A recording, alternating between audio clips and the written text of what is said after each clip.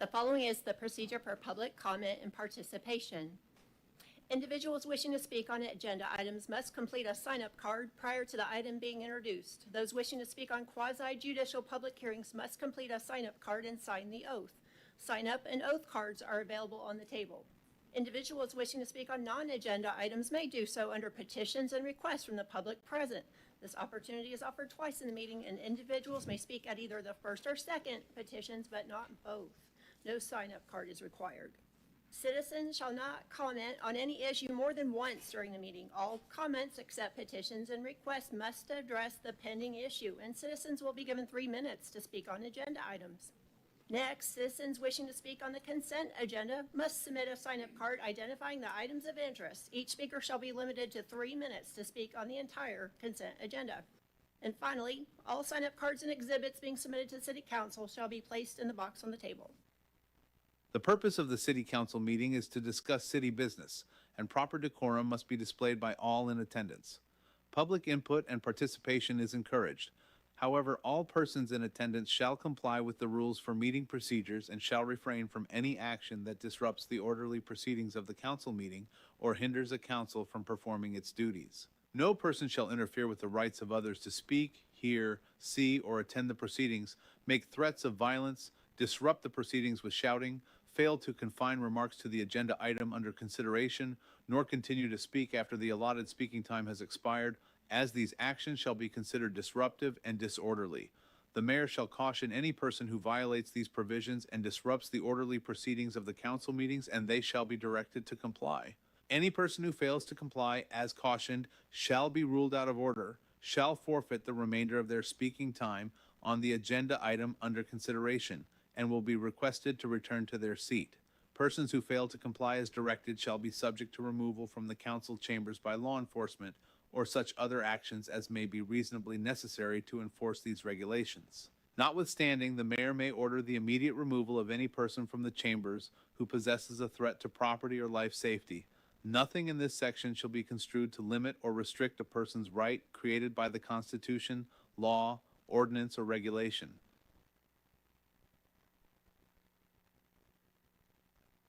Welcome to the City of Titusville City Council regular meeting, February 24th, 2026 at 6:30. I call this meeting to order. And to kick us off, I'd like to invite Chaplain Breanne Robinson from the Titusville Fire Department to give an invocation. I'm going to start off by reading a couple verses in a psalm. It says, "Enter his gates with thanksgiving, go into his courts with praise. Give thanks to him and praise his name, for the Lord is good. His unfailing love continues forever, and his faithfulness continues to each generation." Let's pray. Heavenly Father, I do thank you that you are a good God. I thank you for the privilege to be able to pray publicly in our city and in our country. I thank you for the service of these men and women in our city council. Father, I just pray you give them wisdom and discernment. May they make righteous and firm decisions. Father, give them clarity. Father, continue the unity and no division. Father, we thank you for the safety of our streets and of our people and of our fire service, our police department. We give you thanks for all these things in your name. Amen. Amen. Thank you, Chaplain. Please stand for the Pledge of Allegiance.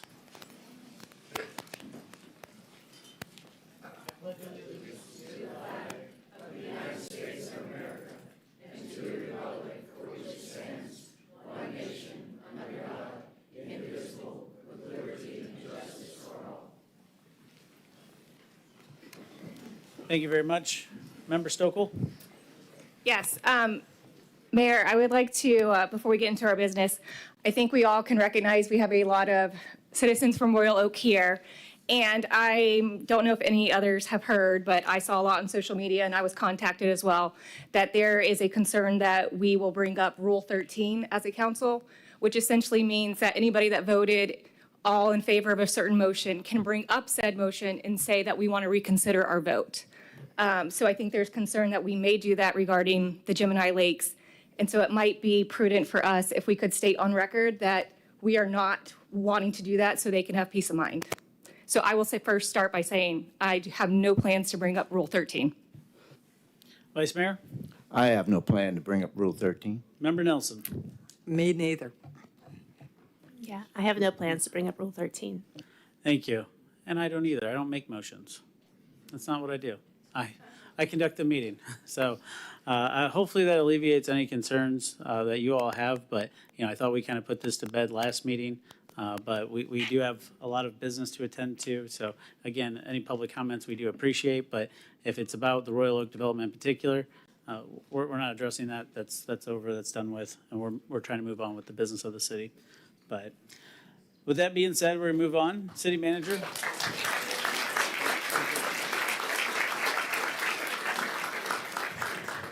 Yes, sir. We have 2 sets of minutes to approve.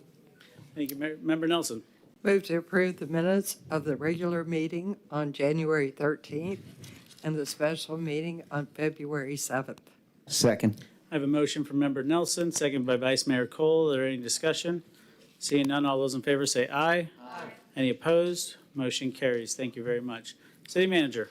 Yes, sir. We have nothing under special recognitions and presentations. Under boards and commissions, we have 6A, the Student Advisory Council. And in your packet is 2 memos from the co-chairperson notifying that the 9th and 11th grade representatives from Ashland High School have forfeited their seats due to having missed 3 consecutive regular meetings. Those students are here tonight, and they would like to continue serving on the board and request council's consideration to have them continue serving. And also, per the code, City Council can authorize them to continue serving. Thank you very much, City Manager. City Clerk, are there any cards? No, sir, but both students are present. All right, there's a sea of people. Can you raise your hand? Oh, there you are. Thank you very much. Appreciate you. Do you guys want to say anything? You can come up and say something.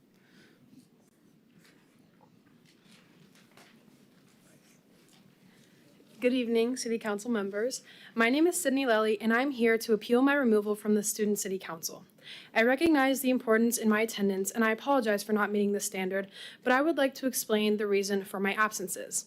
My first absence was due to a college visit at Florida State University and the University of Florida with my AP Academy. Since this was an overnight trip from the morning of the 18th to the afternoon of the 19th, I was not able to attend the meeting after school at 4:30. My next 2 absences held a pattern which I did not resolve until this February. Every month, all members of the Student Council, including myself, receive emails regarding the date and time of our next meeting. Starting December of 2025, I was not receiving any emails, including details about City Council. Looking back, I should have known that the meetings usually happen every second Tuesday of the month at 4:30. However, while serving my first year on the council, there was a meeting that was pushed back to another date. I did not read the email stating that the date was changed. I walked into an empty chamber that day, and I told myself I would check my email for every meeting following that incident. That past situation, paired with my recent problem of not receiving emails, made me believe that the dates of the meetings were continuously getting pushed back, resulting in my absence for 2 meetings, December 16th and January 20th. Despite my absences, I've been on this council for 3 years, and I absolutely love serving my community through hard work, involvement, ideas, and connecting with other schools in our area. By using the skills I have obtained through this council, I have been able to apply them in my other extracurricular activities, such as National Honor Society, Community Credit Union Student Council, and high school athletics. This has positively influenced how I work with others and resolve conflict. If I am granted the opportunity to rejoin this council, I will be eager to attend all of the meetings and be involved in as much as I can, as it is something I truly have passion in. All things considered, I really hope I can rejoin this committee where I am able to work alongside my peers while serving my community. Thank you very much. Appreciate you coming here.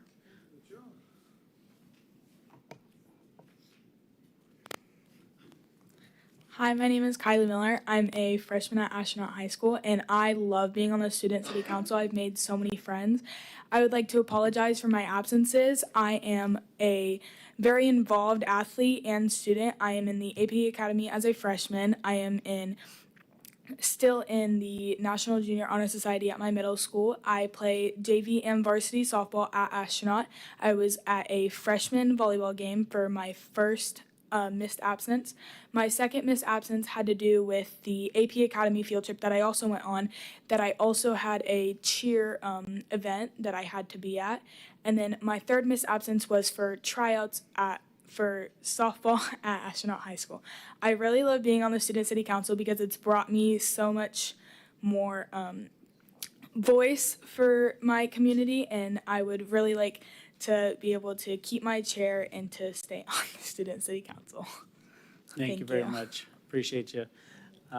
First of all, thank you guys for coming in and advocating for your guys' spot on this council. I think that speaks very much to my heart that you're willing to come in here. And quite frankly, I think it's working. I mean, these guys spoke beautifully, you know, so I think Titusville Student Advisory Council is doing a great job. Member Nelson. So Sydney, Kylie, no more absences? Okay. In that case, I would move to excuse the absences and reinstate the girls to the Student Advisory Council. Second. I have a motion by Member Nelson, second by Vice Mayor Cole. Are there any more discussion from this board? City Clerk, call the roll, please. Member Moscoso? Yes. Member Nelson? Yes. Mayor Connors? Yes. Vice Mayor Cole? Yes. Member Stokel? Yes. Motion carries. Thank you very much. Appreciate your guys' service. All right, City Manager? Yes, sir. Before I move on to 6B, I do have one housekeeping item. Item 9A, CUP 9-2025 has been withdrawn from the agenda at the request of the applicant, and that may come back at a later date, but 9A is not on the agenda tonight. Thank you, City Manager.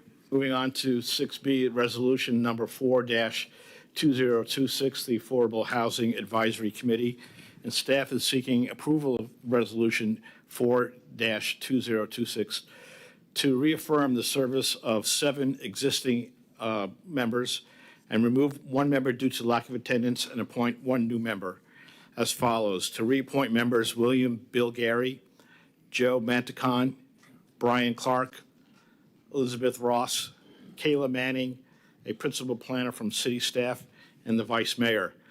To remove member Cody Coles, who's missed 5 consecutive meetings, and to appoint new member Monifa Watson.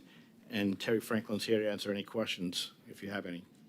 Thank you, City Manager. City Clerk, are there any cards? No, sir. All right. Member Nelson. I'm sorry. Member Nelson. Okay? Yeah. Okay. Move to approve Resolution Number 4-2026, appointing members to the Affordable Housing Advisory Committee. Second. There's a motion by Member Nelson, second by Vice Mayor Cole. Any discussion? All right, sorry, I didn't get it. City Clerk. Member Nelson? Yes. Mayor Connors? Yes. Vice Mayor Cole? Yes. Member Stokel? Yes. Member Moscoso? Yes. Motion carries. Thank you very much. City Manager. So the last item under boards and commissions is 6C, the North Brevard County Hospital District Board. And to introduce that speaker, we have Mr. Robert Jordan.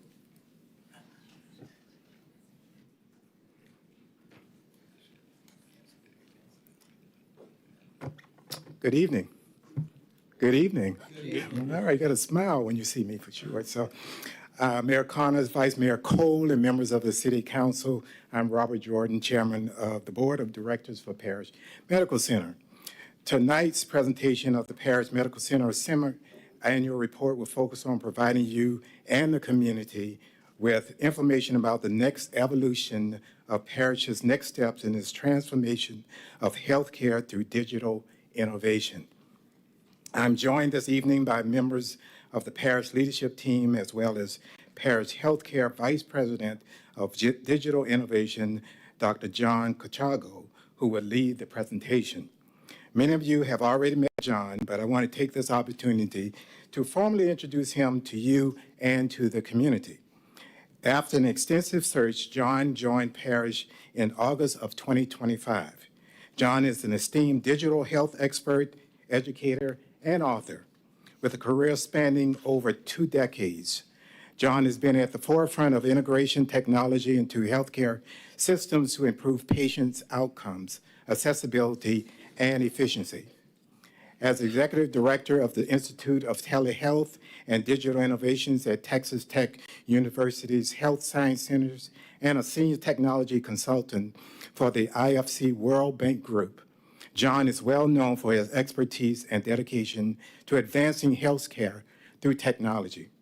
John has authored 2 highly regarded books, one titled Digital Health, The How-To and Digital Maturity in Hospitals, the Transformative Impact of Artificial Intelligence on the digital maturity of hospitals.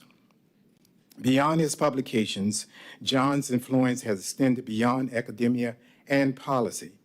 As a leader in the AIM Ahead program, a $73 million initiative recognized by President Biden for promoting responsible AI in healthcare, John exemplifies a commitment to ethical, innovation solutions that bridge the gap between technology and patient care. His work inspires healthcare leaders and practitioners everywhere to adopt a transformative digital tools that enhance the quality and reach of medical services. Today, John leads the Digital Innovation Division of Parish Healthcare and is here to present Parish Healthcare's Digital Transformation Roadmap. Dr. John.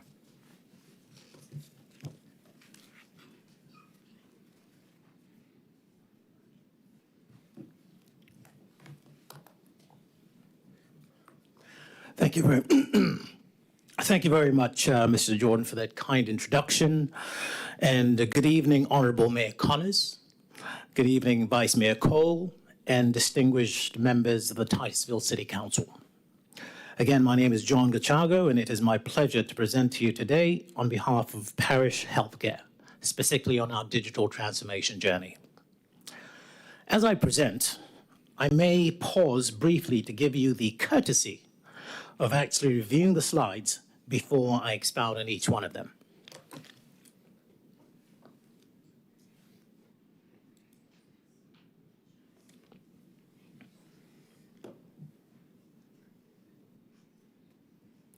The parish board recently approved a $25 million investment, specifically to keep our community's healthcare strong, connected, and prepared for the future.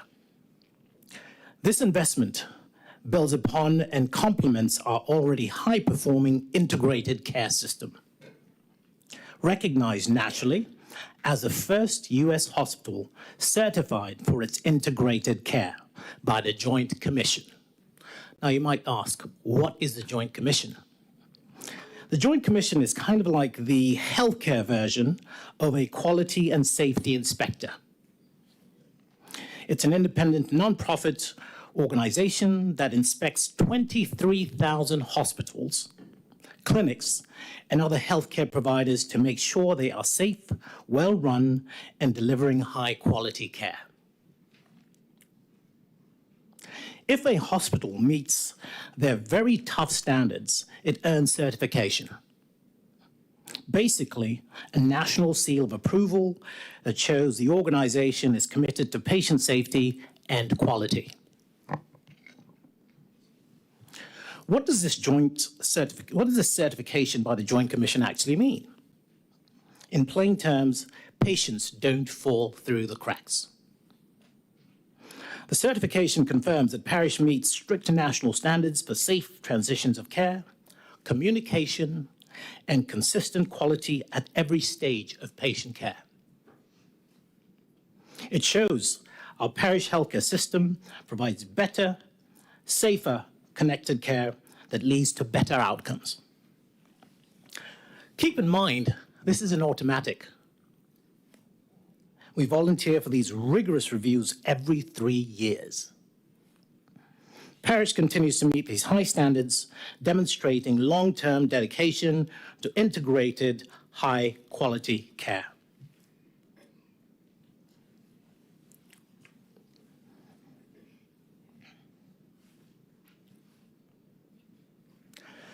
Digital transformation for parish is not about fixing a problem.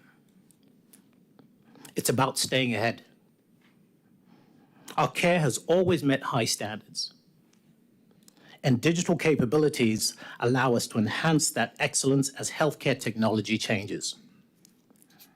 We're launching our digital transformation journey this year by upgrading our current electronic health record system by the reduction of multiple patient care computer systems to a single unified system. This is next generation continuation of what we do well, made even stronger for the future.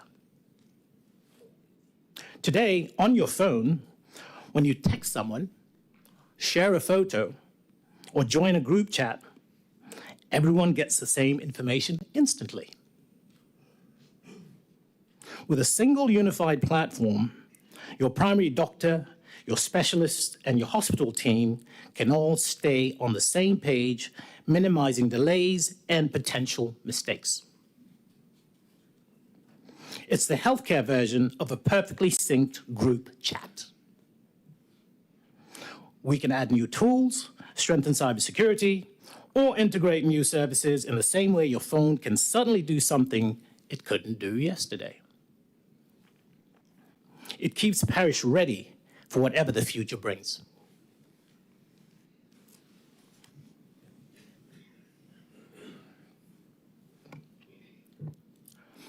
You should be aware that our digital transformation roadmap was built based on community feedback, on clinical needs, and organizational goals. It is deliberate, phased, and focused on extending what we already do well. This is what we call thoughtful evolution, not reactive change. So how did we identify ways, again, to enhance and extend our capabilities? Firstly, like I said, community feedback. Every 3 years, an independent and comprehensive community health needs assessment is conducted in North Brevard. Our most recent assessment was completed in 2025. What did we hear? Many residents struggle with chronic diseases, transportation to medical appointments, and health literacy.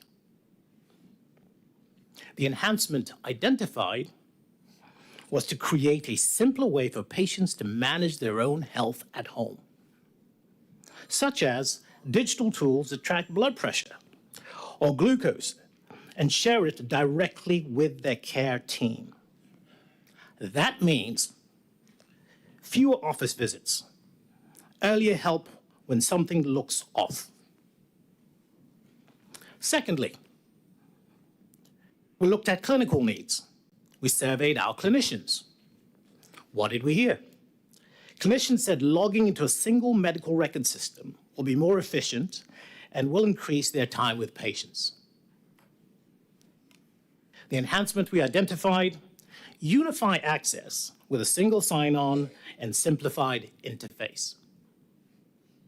As an example, staff members work with complementary but distinct systems.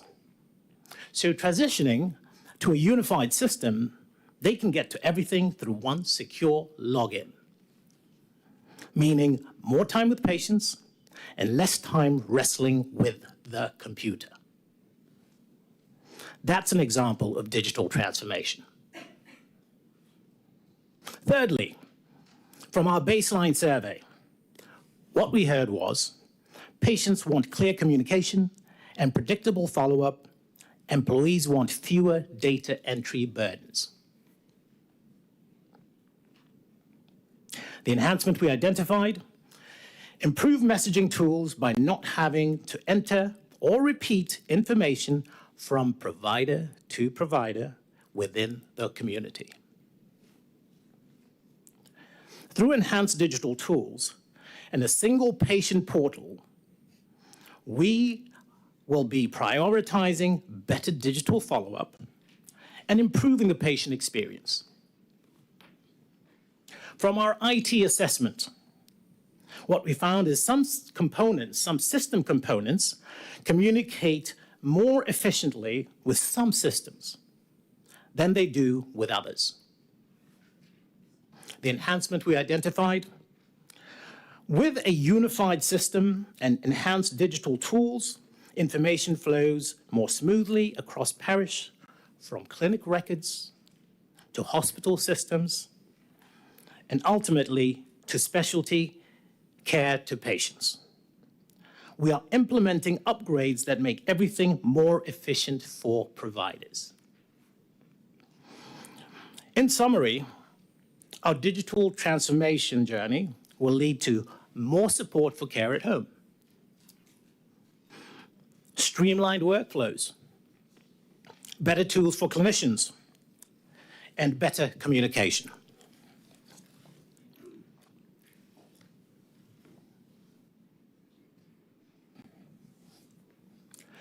Parish clinicians already use data exceptionally well. Evidence of that is Parish's integrated care certification. Enhanced digital tools will allow us to deepen insights, identify needs earlier, and personalize care even more effectively.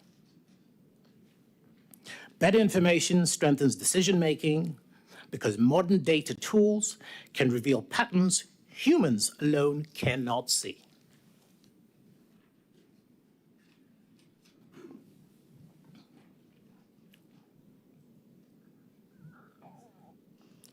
We are bringing all care settings into one connected digital environment so that patients experience seamless transitions. This doesn't replace the human touch. It strengthens it by supporting clinicians and patients with easier, more coordinated access to information and services. So you might ask, how is connected care better care? Firstly, connected care creates continuity from home to the clinic to the hospital. Think of connected care like having all your important apps synced on your phone. Your photos, contacts, messages. So no matter where you are, essentially everything is up to date. At Parish, we believe healthcare should work the same way. Let's say a patient checks their blood pressure at home using a digital blood pressure cuff. With connected care, that reading automatically appears in their digital chart at the clinic. So when they come in for a doctor's visit, the clinician already knows their recent numbers, no guessing, no repeating tests. And if that patient later needs to go to the hospital team already has all the recent home readings and the clinic notes. They aren't starting from zero, and the patient doesn't have to retell their whole medical history. That's what we mean by connected care. Home data flows to the clinic information flows to the hospital. Everyone is working from the same playbook. Secondly, connected care enhances, not replaces, the personal relationships that define parish care. We believe technology should never replace the personal relationships our community depends on. It should, in fact, strengthen them.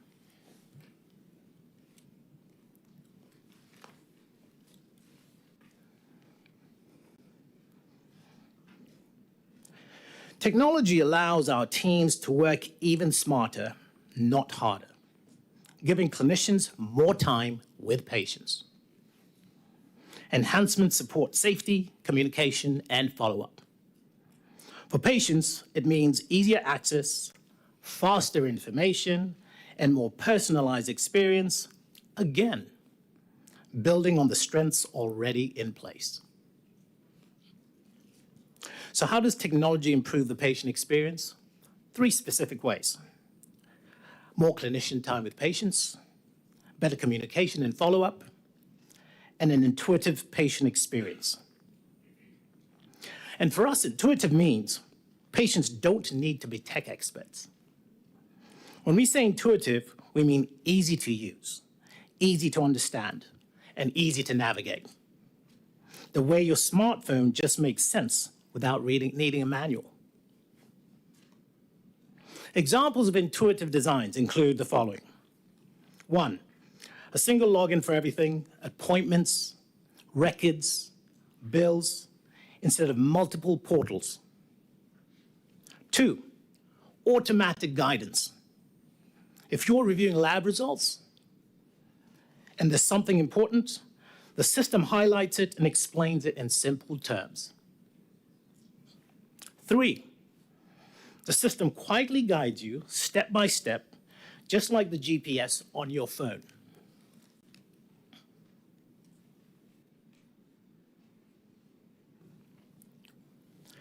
Parish has always been a community partner.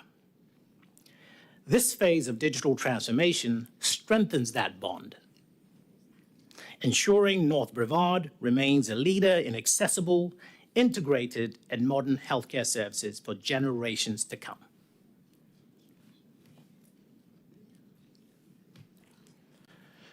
Thank you for your partnership, Titusville City Council, and your leadership. Parish Healthcare appreciates your support for our mission, our vision, and values. Happy to answer any questions you may have. Thank you very much, sir. Vice Mayor Cole, do you have a question? No, I have a comment. And my comment is that I think that all the citizens of Titusville realize the progress and the evolution of Parish Medical Center, how they're continually trying to stay ahead of the curve.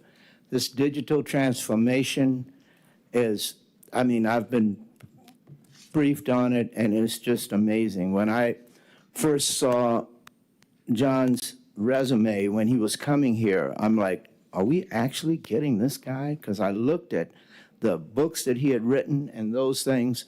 We are keeping ahead of the curve. We're a small community hospital. And I really appreciate the things that we do at Parish. And I want to thank all the people that work at Parish, the doctors, the nurses, the caregivers, for the things that you do. And thank you for the presentation to keep us updated on the things that are going on at Parish Medical Center. Absolutely. Thank you, Vice Mayor. Thank you, sir. Thank you. Appreciate it. City Manager? So moving on to item 7, petitions and requests. Hello, everybody. Okay. Dr. Kathleen O'Rourke, Titusville resident and Royal Oak neighbor. I have a few words I'd like to say, and before I start, I want to really thank all the Royal Oak citizens who came here tonight, and they've been an incredible community to work with, and we just couldn't have done what we did without them, and I really appreciate it. I want to specifically thank you, Sarah, for just making that announcement, clarifying, so that we can all go home very soon. We're all set. You can leave anytime, but I know you want to hear me first. We could, yes. I also want to give my thanks to the council members who, as I said, stood with the cows.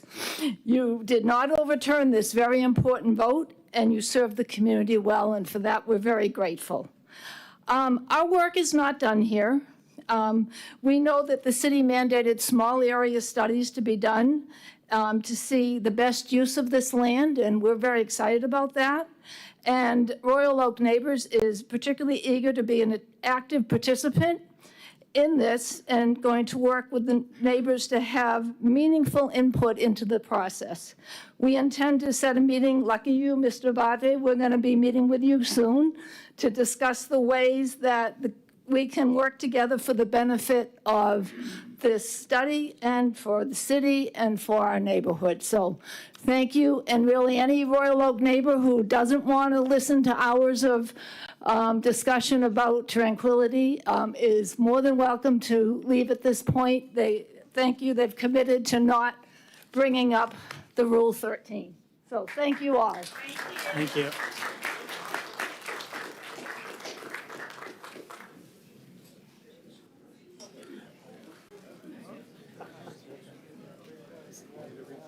All right, Mr. Johnson, you're up. Yes. I'll wait. Y'all don't want to hear what I have to say, I guess. All right, I guess we'll take a 2-minute recess. Okay, all right. All right.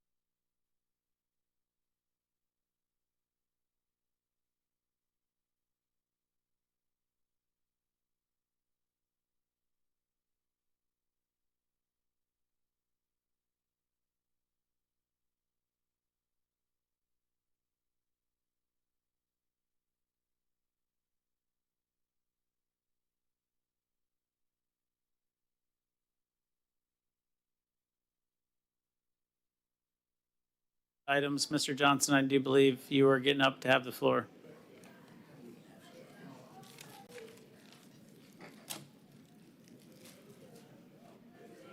I've submitted two emails to you for this presentation. One is dated February the 23rd, has to do with freedom of speech, and the other one is dated today, February the 24th, has to do with Elizabeth Oaks project, dirty illegal tricks by engineer and surveyor to maximize profits and to minimize the number of units. So on this particular matter, comes to me, what happened Friday is Friday I went to a viewing of Joe Robinson, and there was someone there, I believe her name was Mrs. Hopkins, said that, Joe is a very serious person, spiritually and otherwise, and he wants the truth spoken, and he wants to for us all to love one another. And she also made an unusual remark. She said people should stop lying. That's what this presentation is about.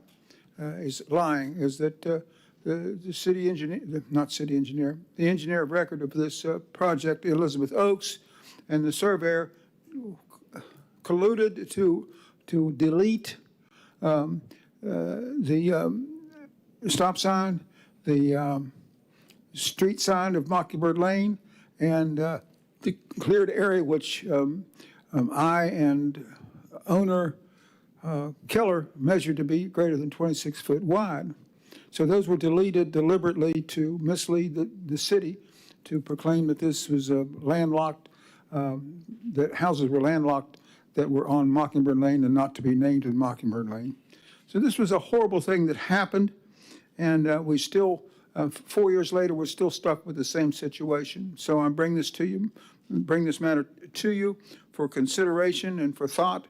And I'll just start with a prayer. Lord, I just pray that good things happen to this, because right now one of the houses has absolutely no access to the house from this set of plans. So Lord, just help us to do the right thing and to do what Joe wants us to do. So I'm also here because of freedom of speech, and I'll just show this before sitting down. This has to do with what has happened with S&J, so I need to sit down because I'm required to, right? Mm-hmm. Right, okay. So I'm sitting down and sacrificing. Thank you, Mr. Johnson. It's a petition. Thank you very much. A presentation example would be on the agenda for a presentation like Parrish just gave. So thank you very much for your time. Okay, thank you. Anybody else for petitions and requests, non-agenda items? Seeing none, we're moving on to consent. City Manager. Sir, moving on to item 8, consent agenda. We have 4 items on consent. Any members of council wish to pull any from the consent agenda? Member Moscoso? Yes, I'd like to pull 8A. All right, 8A is pulled. Member Nelson? And I don't necessarily want to pull B, but I would like some additional explanation for that. A member of our public had asked me some questions, and I think further explanation might be appropriate. All right, so we're going to pull item A and B. All right, so we're on item C and D. City Clerk. Oh, sorry, City Manager, can you read? I'll read C. And Yeah, 8C is the Jess Parish Medical Foundation grant for a Lucas chest compression device. And 8D is Titus Village, Section 9, the Fourth Amendment to Declaration of Covenants, Conditions, and Restrictions. Thank you, City Manager. City Clerk? No cards for those 2 items. Thank you very much. All right, we're going to, Member Nelson? I'd move to approve items 8C and 8D. Second. A motion by Member Nelson, second by Vice Mayor Cole. Any discussion? All right, all those in favor say aye. Aye. Any opposed? Motion carries. Thank you very much. On to item 8A. City Manager, can you read that for the record, please? Yes, sir. That is the 2022-2025 State Housing Initiative Partnership SHIP Program, Local Housing Assistance Plan, LHAP, Amendment Number 2. And we have Terry Franklin will provide any responses to your questions. Member Moscoso, you pulled the item? Sure. Could you explain a little bit about how this came about with all of these amendments? Sure. I forget exactly when council approved the contract with Forest Glen, but the city funded Forest Glen Apartments through our SHIP grant, in which the city allocated $100,000 towards that project from our SHIP program from years 23, 24, and 24, 25. I received notification from the developer that they are unable to get the units completed and occupied by June 30th. And that resulted in me researching with the state on how we can amend our LHAP to include additional eligible costs for them to be reimbursed so that they can spend the money that was allocated by the city. Okay, thank you. That's very helpful. So this is the original 100,000. This isn't an additional 100 on the 100. Yeah, it's not changing the amount. It's just changing what year the money comes from and what can be reimbursed instead of limiting it. Okay, and then on page 69, one of the changes is the 50,000.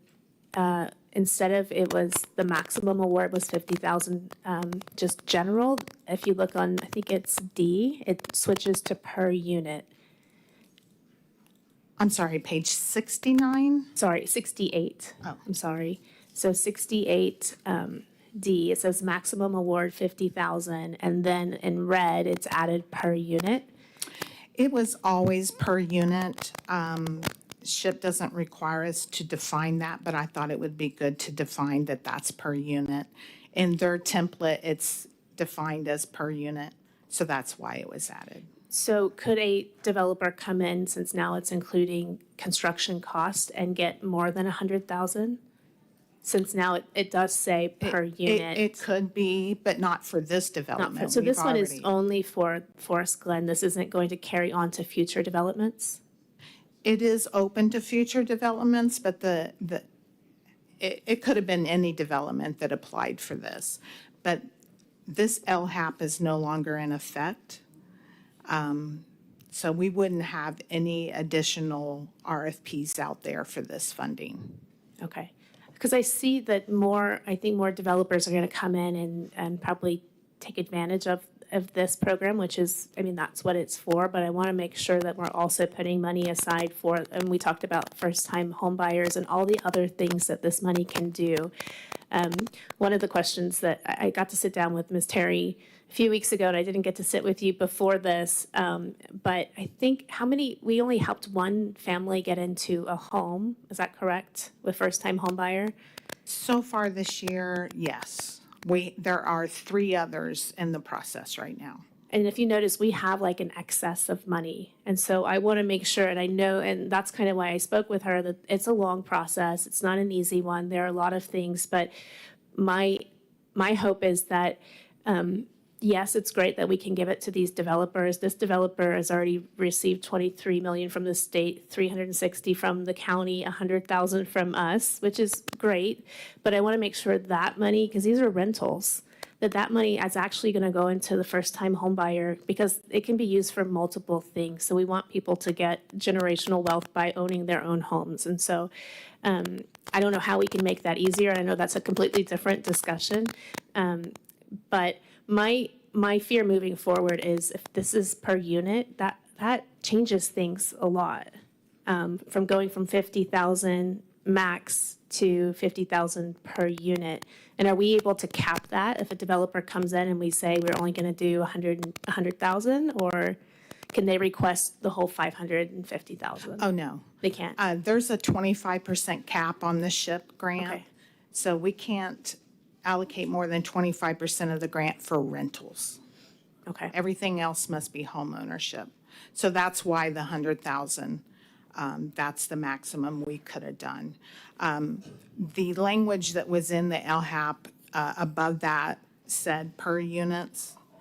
So it's not changing, but go back to your question about can other developers come in? Under this, no. Our new LHAP, which went into effect July 1st of this year, does not have this strategy in it. It doesn't? No. So this is almost custom for this developer? It wasn't. We had it already in our LHAP. It was originally for water and sewer connection fees, because at the time there was a lot of interest in building housing for the homeless. So the city put out an RFP for that. And it just so happened Forest Glen was the only response that we got to that RFP. And so moving forward, developers can now use it for construction? Because this is pretty much like a reimbursement. If we ever do this strategy again, yes, but Okay. this is it. It's not in the new plan. Okay, thank you. Member Stokel? Yes, so to clarify, we are only doing it for this one particular project because they couldn't meet certain deadlines. Yes and no. The other portion of it is they underestimated what the water and sewer utility connection fees were going to be to the development, so they can't spend that $100,000. And that $100,000 that the city did was actually the match for the local contribution for them to get the tax credit grant from the state. So since they underestimated the fees, they requested to look at reimbursing for all development hard costs. So that's what generated the language change from fees to development cost. Okay, and then the second question was in relation to item D, the maximum award, 50,000. So how come we committed to 100,000 even though this had said originally 50,000? It's 50,000 per unit, and they only needed 100,000 from the city. So I thought we're adding less per than unit on 50,000 per this. unit. So it was per unit before? Yes. Okay, so why is it in red as if we're adding that? It's added as a clarification, but the written language in the LHAP said per unit. Okay, separately elsewhere. Okay. And then is there stated a maximum amount? So if we are doing 50,000 per unit, does it say somewhere else in the Yes. language? So what it says is that in the LHAP, it says that the city will fund 50,000 per unit up to 5 units. So that gives Okay. you your maximum. Okay. But the other equation is the 25% cap. Would we ever get to that 5 units times 50? No, we wouldn't. Okay. And then I would, and I think you said this was the only application we had. So I think we're working with kind of who's applying for certain things. But I would agree with Member Moscoso. I'm definitely in favor of, and I think we've talked about this before, anything we can do for first-time home buyers. Unfortunately, I feel like the criteria to qualify is difficult. It almost makes it as if you maybe couldn't afford to pay your mortgage, but those are the people that are eligible to apply because you may make too much and you can't be eligible for the program. But then if you're below that threshold, you're going to be almost struggling to pay your mortgage. So, and I don't know if we have any oversight over that for amending the criteria or if that's given to us by the state or federal guidelines, but that is where I would like us to see going in that direction, is to try to help more home ownership. Yeah, so the current plan does have first-time home buyers in it. This one did as well. The program is struggling is spending the funds. Yeah. So right now we have, as Member Moscoso said, quite a bit of home funds for that. So if we add SHIP 2 and we're just adding more that we can't spend. Yeah. So. Okay. All right. Thank you. I think I'd just like to clarify for the public, these are federal funds coming through the SHIP program. This is not our tax dollars going out to these things on a local level. And when you have federal funds, there's tons and tons of criteria that people have to adhere to. And to Member Stokel's point, the people that need the first-time homebuyers program or qualify under the federal guidelines are probably not going to get a mortgage. because of the income level. Even if it's FHA, I think that would still be a stretch, which is why we have so few people that meet the qualification. But I think, we as a city might be able to step up and just help educate first-time home buyers and let them know about the program so that we do get more applicants, whether they qualify under the federal guidelines or not. That our job is to educate and share with the public, and hopefully we can get them through the process. But thank you, Ms. Franklin. And does anybody want to make a motion? Member Nelson? Move to approve the 22-25 State Housing Initiative Partnership, LHAP Amendment 2. Second. I have a motion by Member Nelson, second by Vice Mayor Cole. Any further discussion? Seeing none, City Clerk? May I also add, in the report, we were requesting approval for us to work with Forest Glen to amend their agreement to change that language from fees to development cost. Okay. So including the amendment as set out by Ms. Franklin. Does The second stands. Thank you very much. So I have an amended motion and an amended second. Any further discussion? Seeing none, City Clerk? Mayor Connors, Yes. Vice Mayor Cole, Yes. Member Stokel, Yes. Member Moscoso, Yes. Member Nelson. Motion carries. Thank you very much. Appreciate you, Ms. Franklin. City Manager, we're on to item 8B, I believe. Yes, sir. Item 8B is a water allocation permit for the ready mix plant. And the recommended action is to authorize the issuance of a water supply capacity allocation permit in the amount of 10,300 gallons per day, which is 3.5% of the excess capacity for the development located at 7600 South US Highway 1. Thank you very much, City Manager. City Clerk? Yes, we have 2 cards. Stan Johnston.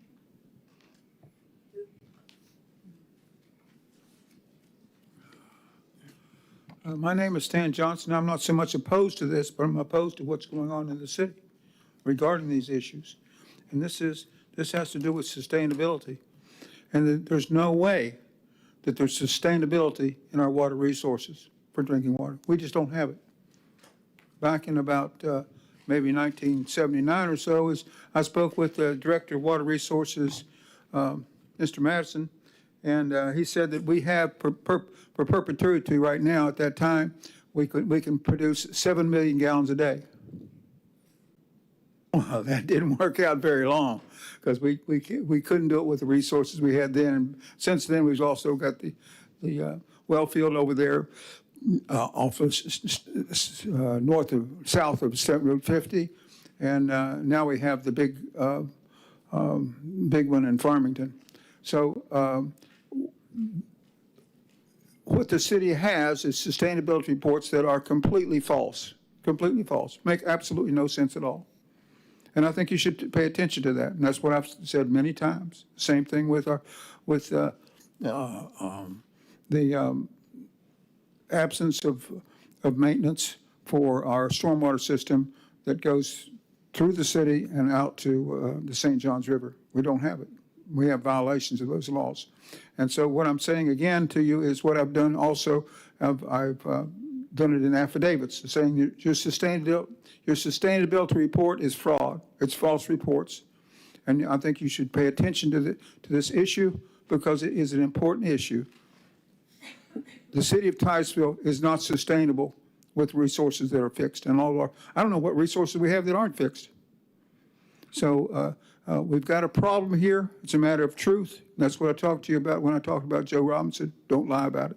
City of Titusville is lying about their resources and their sustainability, ability to sustain what we have. I've been here since, my goodness, I came to Florida in 1952. And I've seen the fish swarming like in the millions. I don't know, millions, hundreds of thousands going up rivers and so forth. The snook. That doesn't happen anymore, not to my knowledge. So that's on the West Coast.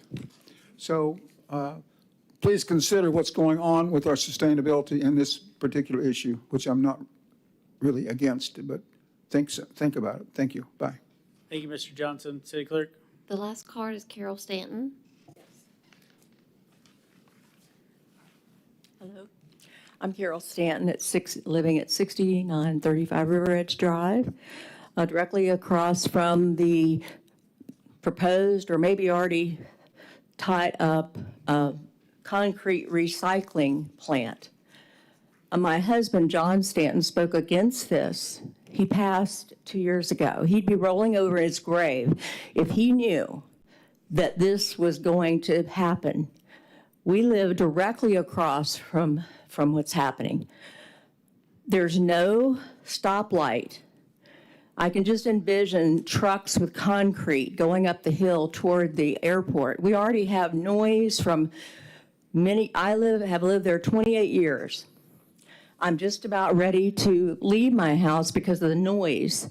We have, of course, all the launches. They wake me up at 3 in the morning. I can't do anything about that.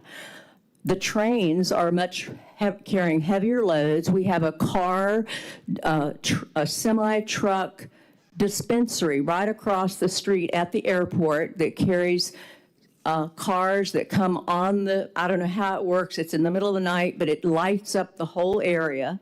If you're at dark through morning, there's 6 or 7 trains a day, all that are blowing their horns about at least 4 to 5 times for at least 5 seconds.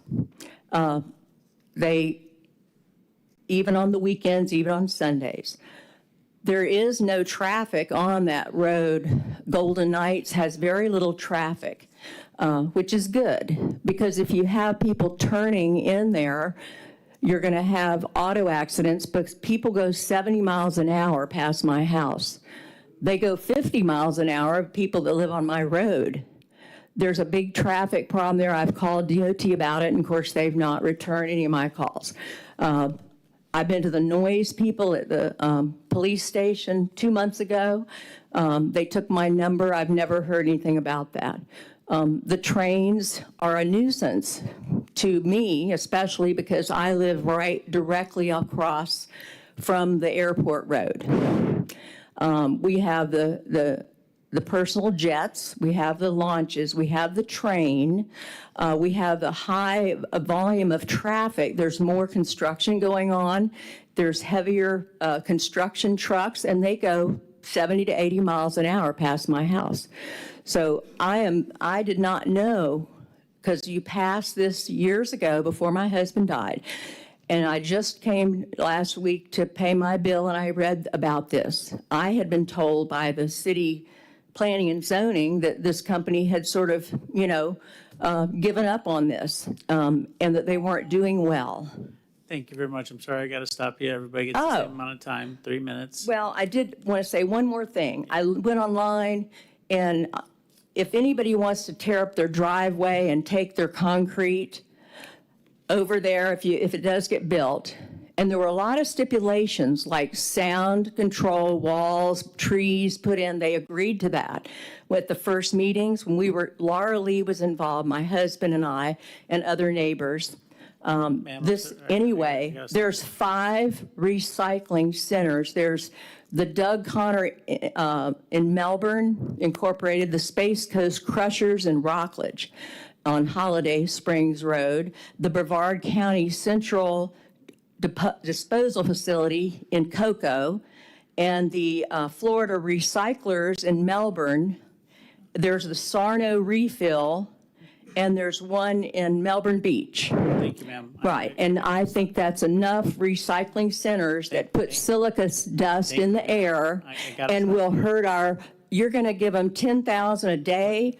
I use 5,000 a month. Your time is up. I need you to Okay, have a seat, fine. please. But this is going to hurt the river, which is already not any good to fish in. Please have a seat. Thank you. Okay? We Well, heard you. I'm disappointed in the Thank you. city council for that decision.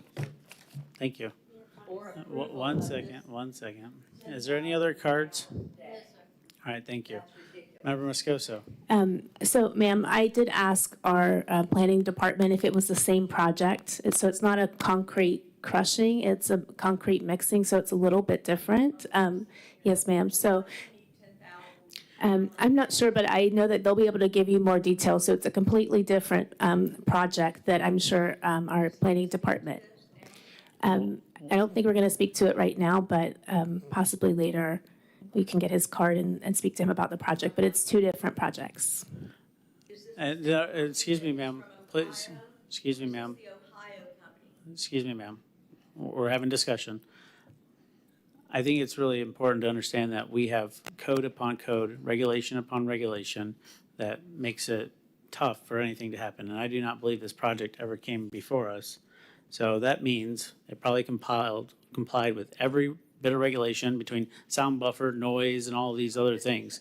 So it's not the same company, not the same project. And all they're asking for is 300 gallons a day more water than without, that they would normally not have to ask council approval. That's what we're here to do. Well, yeah, but they can go up to 9,999 gallons without asking for our permission. All right, so they're here for 10,300 gallons. And ma'am, we are having discussion. Ma'am, please don't interrupt. So Member Nelson, you pulled the item, questions? I did. And I was going to ask if maybe Mr. Cook could talk to Mr. Stanton later. And she had some questions that she had asked me during our break. And so if Mr. Cook could speak to her later, that might be great. Do you want Mr. Cook to just kind of give a quick overview? That would be great. All right, Mr. Cook, you're on the floor. Okay, so to let Ms. Stan know, it's Titan Florida requested, which is Titan America Ready Mix, which is a different company from Deerfield Beach, Florida. Site location is next to the logistics center owned by FEC, which is a little not at the same location as the concrete crushing plant. I can't hear you. I can't hear what you're saying. Okay. Sorry, so the site location is not the same location as the concrete crushing plant is next to the FEC Logistics Center. The FEC Logistics Center, we can actually show you a map if you'd like to step out, but it's not at the same location. That's great. And like I said, Please, ma'am, keep your their comments to request is yourself. for 10,000, a little over 10,000 gallons, which is our threshold for the water allocation permit. Thank you very much. Member Nelson, any further questions? No further questions. All right, can I have a motion? Move to approve the water allocation permit for the ready mix plant. Second. I have a motion by Member Nelson, second by Vice Mayor Cole. Any further discussion? Seeing none, City Clerk? Vice Mayor Cole, Yes. Member Stokel, Yes. Member Moscoso, Yes. Member Nelson, Yes. Mayor Connors. Yes. Thank you very much. Motion carries. Well, I would say, City Manager, 50% of the items were pulled on that consent agenda. So that was pretty challenging, but we got through it. Thank you. Yes, sir. Moving on to 9B, it's Tranquility Development Agreement. And in your packet, you have additionally, Brad Parrish has put together a short summary. But what we're asking is for council to take action on the applicant's Fifth Amendment to the Tranquility Development Agreement. And Brad is here to answer any questions you have. All right. Hold on, Mr. Parrish. City Clerk, how many cards we got on this item?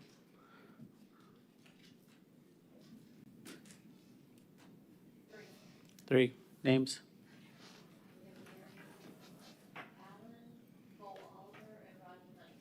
Okay, thank you. All right, Mr. Parrish, you have the floor. I do have a short Oh, City Attorney, did you have something? Sure. Yep. Like, okay. During the public hearing portion of this meeting, anyone wishing to speak on the quasi-judicial item must first sign a public hearing agenda card and sign the oath contained thereon. These cards are located on the table in the front of council chambers. Those speaking in favor of a request will be heard first, those opposed will be heard second, and those who wish to make a public comment on the item will speak third. The applicant may make a brief rebuttal if necessary. Witnesses may be cross-examined by the applicant, council, staff, representatives, and such other representatives as authorized by council. If you have photographs, sketches, or documents that you desire for the city council to consider, they must be submitted into evidence and will be retained by the city. Please submit such exhibits to the city clerk. City clerk, have all persons wishing to speak before the city council signed an oath card? Yes, they have. Okay, if there's anyone present that has not, you can do so at this time. City Clerk, have all agenda items been properly advertised? Yes, they have.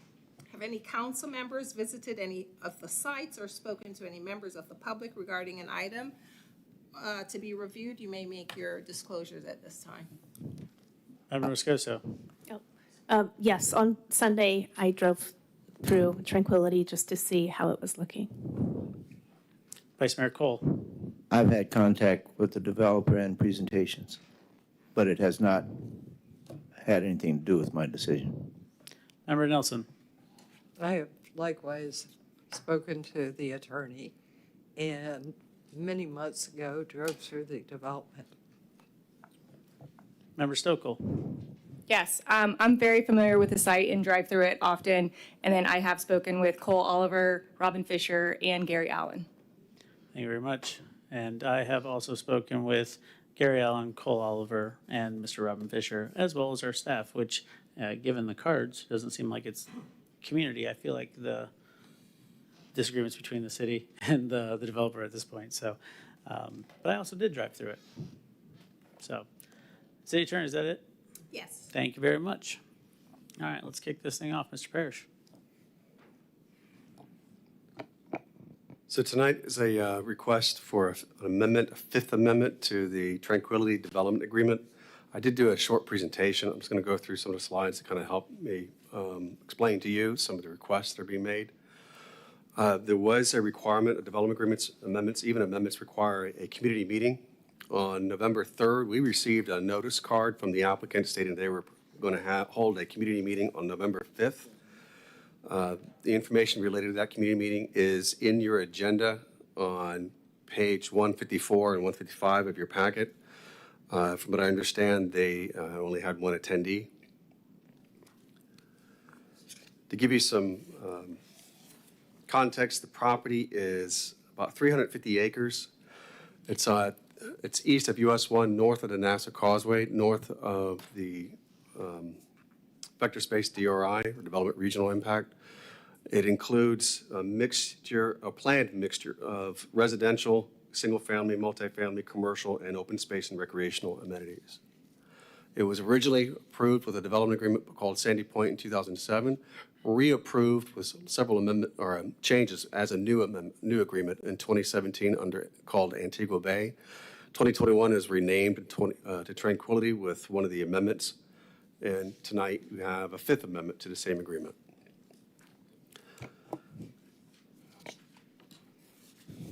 The property has the one and only zoning district for this entire city called Regional Mixed Use. This Regional Mixed Use zoning district is not applied anywhere else in the city. This property was, or should say, the zoning district was tailor-made for this property for future development. And it includes several sub-districts. So the master plan was approved with sub-districts titled RMU 100, 200, 300, and 400. The 100 is the open space, and with the Fourth Amendment to the agreement, it was determined by City Council that they only need to provide 20% of open space. So everything primarily that's open space is identified as RMU 100.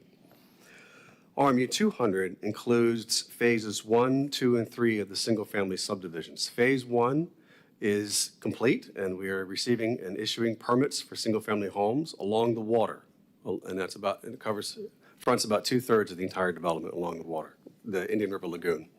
Phase 2 is adjacent to it, just further back, or inward to the property. That is under construction, pretty much complete. We're also, I think at some parts we're actually already issuing permits there. And then phase 3 is a completely separate subdivision, which is in the northwest corner of the entire development and will have its own access point. RMU 300 is multifamily. There are several swaths of this property that are slated for multifamily development. We do not have any proposals for any type of development in those areas yet. And then there is a large area that is titled RMU 400, slated primarily for commercial development. Again, we do not have a proposed development for what specifically would go there either. The development agreement does include conditions that they construct certain recreational amenities at certain stages. So for example, they're supposed to put in a boardwalk or a park. I think there are 2 parks specifically, even a trail.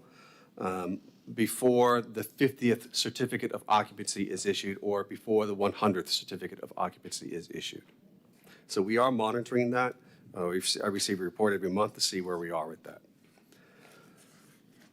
The RMU 100, there's a large internal swath of the property that has that RMU 100 open space area. There is now proposed a pond, which will be a part of the discussion I'll bring up with you. We do have in review a permit to dig a pond or water feature, and then also a separate permit to complete the spine road of the development.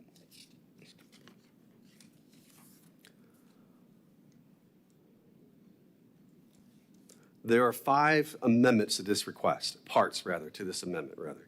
So the first one is to increase the building heights from 100 to 150 feet.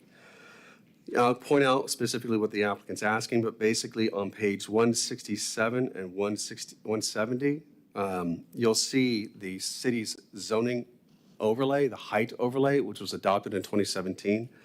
I just want to point out that currently the development agreement, as it was adopted approved in 2017, allowed for multifamily buildings or condo buildings high-rise buildings to go up to 100 feet in large portions of this property. With some areas, if they're the areas close to the Nassau Causeway would only go up to 75 feet. That's by right now in the development agreement. The applicant is asking is for utilization of the height overlays that was adopted by City Council in 2017 to qualify to go up to 150 feet. There has been disagreement between staff and the applicant as far as the interpretation of what that overlay says. And I'll point to you on page 167 of your packet. You'll see the definition or the qualifications for what the height overlay states as to what you can go up to, how you can qualify to go up to 150 feet. Our interpretation, you have to meet all the criteria in order to qualify that. And so the buildings or building along the water or adjacent to that water, fronting along the Indian River Lagoon, would have to be able to put in order to go up to 150 feet, would have to put in some kind of boardwalk with pedestrian amenities and also have a mixture of 2 uses inside the building itself. That is staff's interpretation, is how we've applied it since it was adopted. The applicant is asking for a little more flexibility in that to allow this qualification to apply to the rest of the property. The second request, the small scale plat. We have 2 processes in the city's code. We have a regular platting process, which is consistent with state statute, which we primarily use. It's a 2-step process, preliminary plats and final plats. And we use that right now whenever someone wants to develop a piece of property with a new subdivision, such as that phase 3 single-family subdivision on the northwest corner of this development. That and phase 1 and 2 all had to go through that 2-step process because they were creating a master stormwater system, dedicating roads to the city, dedicating certain infrastructure to the city. So that had to go through that 2-step process. What the applicant's asking is for some flexibility to use what's called the small scale plat process, which the code states, if you are going to you have a large piece of property or whatever size, and you want to divide it up to 10 lots without creating any new infrastructure, you could qualify. On page 147 of your packet, I'm just going to point out some concerns that we received from Public Works, which was addressed with a previous request for another development that actually had to get a variance for this, but this is a pathway that the applicant's asking for to be rolled into this development agreement to be able to utilize this tool to subdivide the property, from what I understand, consistent with what's laid out on the master plan. You'll see on page 147 of our your packet, which is in our staff report, some comments and concerns that the city staff has and the Public Works has related to how to qualify for the small scale plat. One being that water and sewer, for utilities and water, the small scale plat requires only service lines are to be provided, no main extensions. That's something that's pretty important. If a main extension has to be provided, then it wouldn't qualify for small scale plat. Another, stormwater management facilities. Generally in a small scale plat, each new lot that's being created would have its own outfall. The applicant is stating they're going to provide a master stormwater system, which in the normal process would qualify for, would have to go into the larger process, the two-step process. Primarily because you would have common areas and facilities that all the lots would have to share. And then the applicant's also asking for the ability to create lots without immediate frontage to a public road. And that is, I believe, because the spine road is in review right now under a permit. So I believe they're asking for the ability to subdivide the property prior to that being issued, that permit being issued, and that road being constructed just yet. The third request, which is the max 10-foot wide buffers between uses. When the language that was proposed to us in the draft amendment stated they wanted some reduction in the maximum or the required buffers between two uses, our current code requires a 20-foot landscape perimeter buffer for a multifamily development, for example. And if you have a property adjacent to it that's commercial, that would have to put in a 10-foot landscape perimeter buffer. So you could conceivably have 30 feet of buffer. The applicant is asking for flexibility in that. Based on the conversation I had with Mr. Cole, the intent is to have the flexibility go up to max 10-foot wide buffers between those uses. The fourth request is accessory structures in the 50-foot building setback.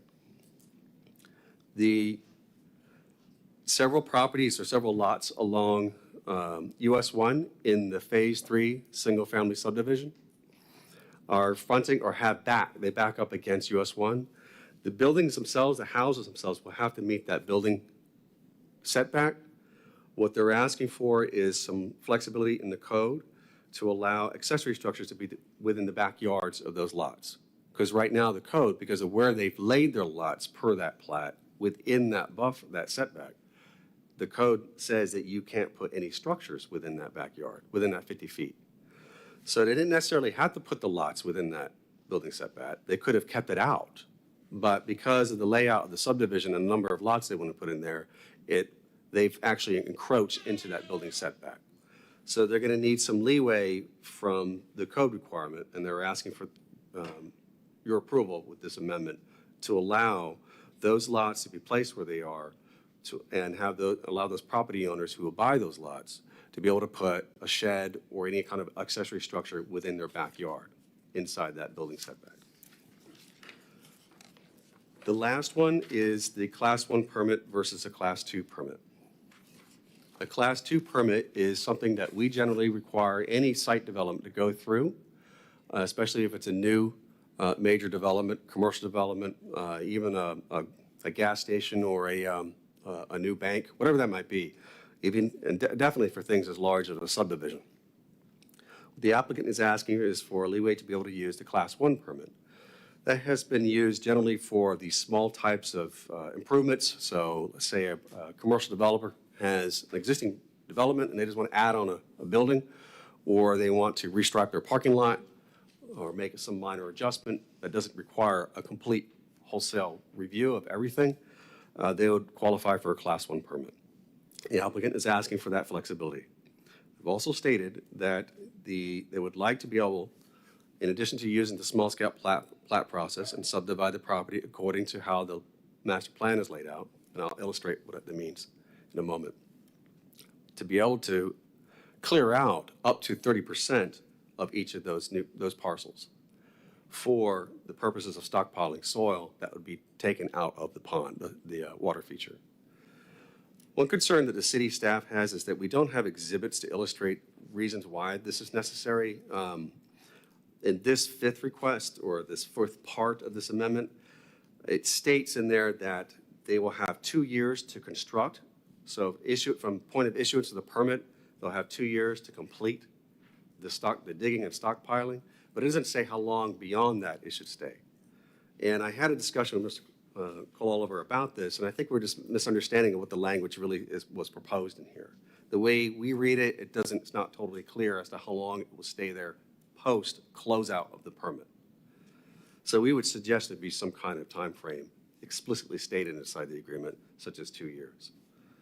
The applicant is also asking the flexibility to be able to ask you for extensions if necessary. The applicant did ask for, or state that the reason for this fifth part, this request for the Class 1 permit, is that they would like to be able to phase the development as well. I don't have a phasing plan to justify or to explain what they mean, and that might be something we would request as well.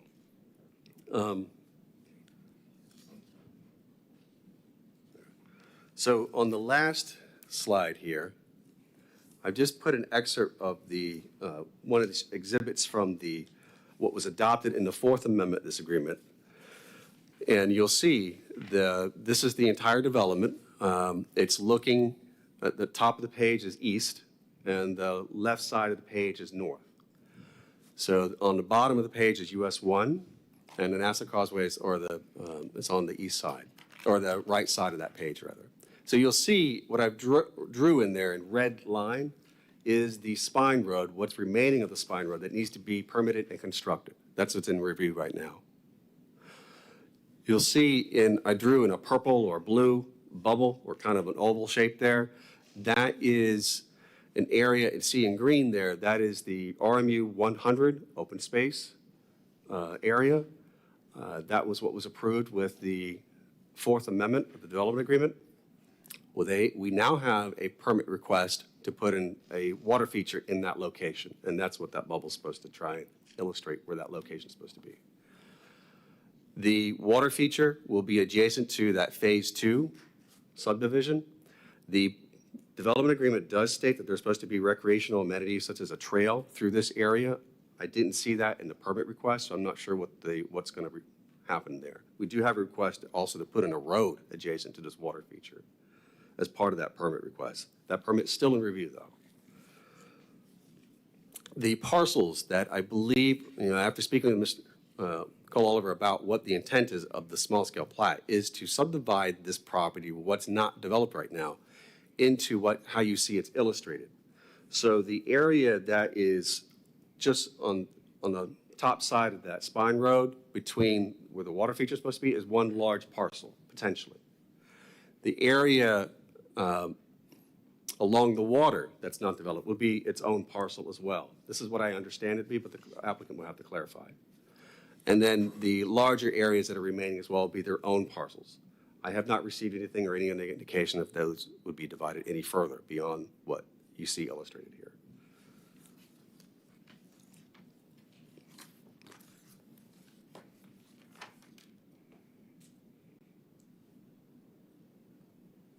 Another concern that we have is that the agreement or the amendment that's proposed to us talks about that they'll make sure they adhere to erosion control measures with the stockpiling of the soil. And that would certainly be required anyway during construction all the way to closeout. I'm not sure if that means they'll continue maintaining or utilizing the required erosion control measures post closeout of the permit and the soil being there in piles, or they'll have something more substantial, such as a drainage system, to deal with any long-term planning beyond the closeout of that permit. Tree mitigation was another concern that the city staff has. So as part of the request to clear 30% of each of those parcels, which could be significant, depending on how council sees this, we're not sure how to address that. The code specifically says that we are supposed to negotiate, or the applicant is supposed to negotiate with the city in preserving trees with a proposed development.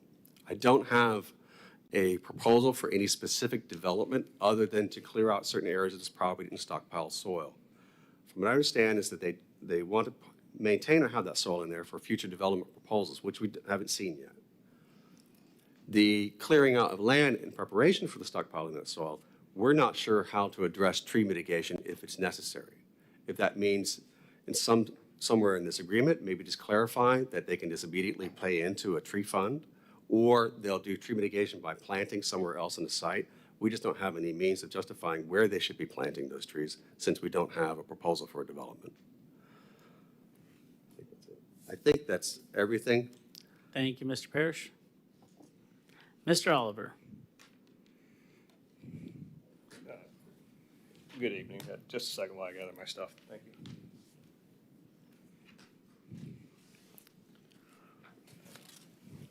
Good evening. Cole Oliver, been here a couple times in front of you all. Mr. Parrish, pretty much really hit on the areas where, we're looking for. And what I view on this amendment is he's absolutely correct. We have 5 separate discrete areas that we're looking for in this amendment to address. A vast number of them are to help staff and the developer on clarity of what the language states in the code versus the development agreement, how, we're seeking to proceed. The first one on the height limitation, our interpretation is the Fourth Amendment currently states that we're already entitled to 100 feet or the highest allowed under the height overlay district. And where the rub is the definition of, are we a mixed-use development here? We are in a regionally mixed-use zoning district. We're here before you under a mixed-use development agreement. And, the staff report, which was highlighted to you, quotes language in it, and it's the page 9 here, and it says, quote, mixed-use development may increase height to 150 feet, provided the development meets the following criteria. 1, the building includes 2 uses, and 2, provides a walkway and amenities along the waterfront of the Indian River Lagoon. If I may approach and hand out the height overlay district language, just so everybody can follow along.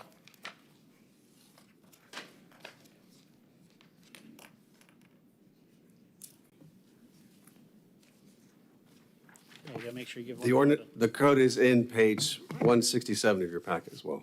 Thank you, Mr. Parrish. Mr. Oliver? Yep. So if section 29-162 sub E states that a mixed-use development may increase height to 150 feet provided the development meets the following criteria. Includes buildings with a minimum of 2 uses, such as multifamily and commercial or a hotel and commercial. It doesn't say building including 2 uses within the building. Our position is we are a mixed-use development and we are committed to doing more than 2 uses. Not only are we committed to it, we're required by your code and the development agreement to have 2 different uses within here. And if you go to, I didn't print it out, but section 37 of your code in the definitions section defines what is mixed use. And I can read it to you here, but mixed use is defined as, quote, the development of a tract of land or building or structure with 2 or more different uses, such as but not limited to blah, blah, blah, blah. So your code defines that mixed use as the development of a tract of land with more than 2 uses, and that's exactly what we're proposing to do. We can't find anywhere in the code where it specifically says 2 uses within 1 building, and that's the majority of our disagreement with staff. Secondary to that is where we would lay out the height within the development. And, our position is, it says along the waterfront, we are proposed and committed. We are already bound by the development agreement and have committed to putting in the walkway boardwalk features along the waterfront that is part of this property. There's nothing in the code that says that it's only the parcels that are immediately bordering the water. It specifically says the mixed-use development, provided the development meets the criteria below. And we are putting in the boardwalk in those sections. So that's an interpretation issue that we have with staff. And, we've been working with staff, to the extent we can to try to reach agreement on that one. And unfortunately, we are just at loggerheads on this issue. We just need clarity from you all on how to apply that section of the code. The next section is related to the small-scale plat request to utilize that procedure. If I may approach one more time, and then hopefully that'll be it.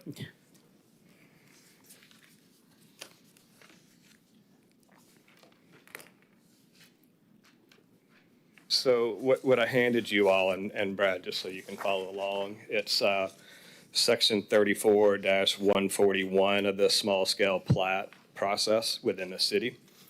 And it starts out with the intent, and then you have the application, and then the qualification standards. And what we're really looking for is a variance to the qualification standards on what qualifies for this project. And I think to really get to why we're trying to utilize it, I'd like you to focus on or follow along with me is the intent section. And the intent of this small-scale plat process is the approval of a small-scale plat is intended to be an administrative process for the division or creation of lots in any zoning district, not requiring the creation of new streets or right-of-ways. We're not proposing creating any new streets or right-of-ways.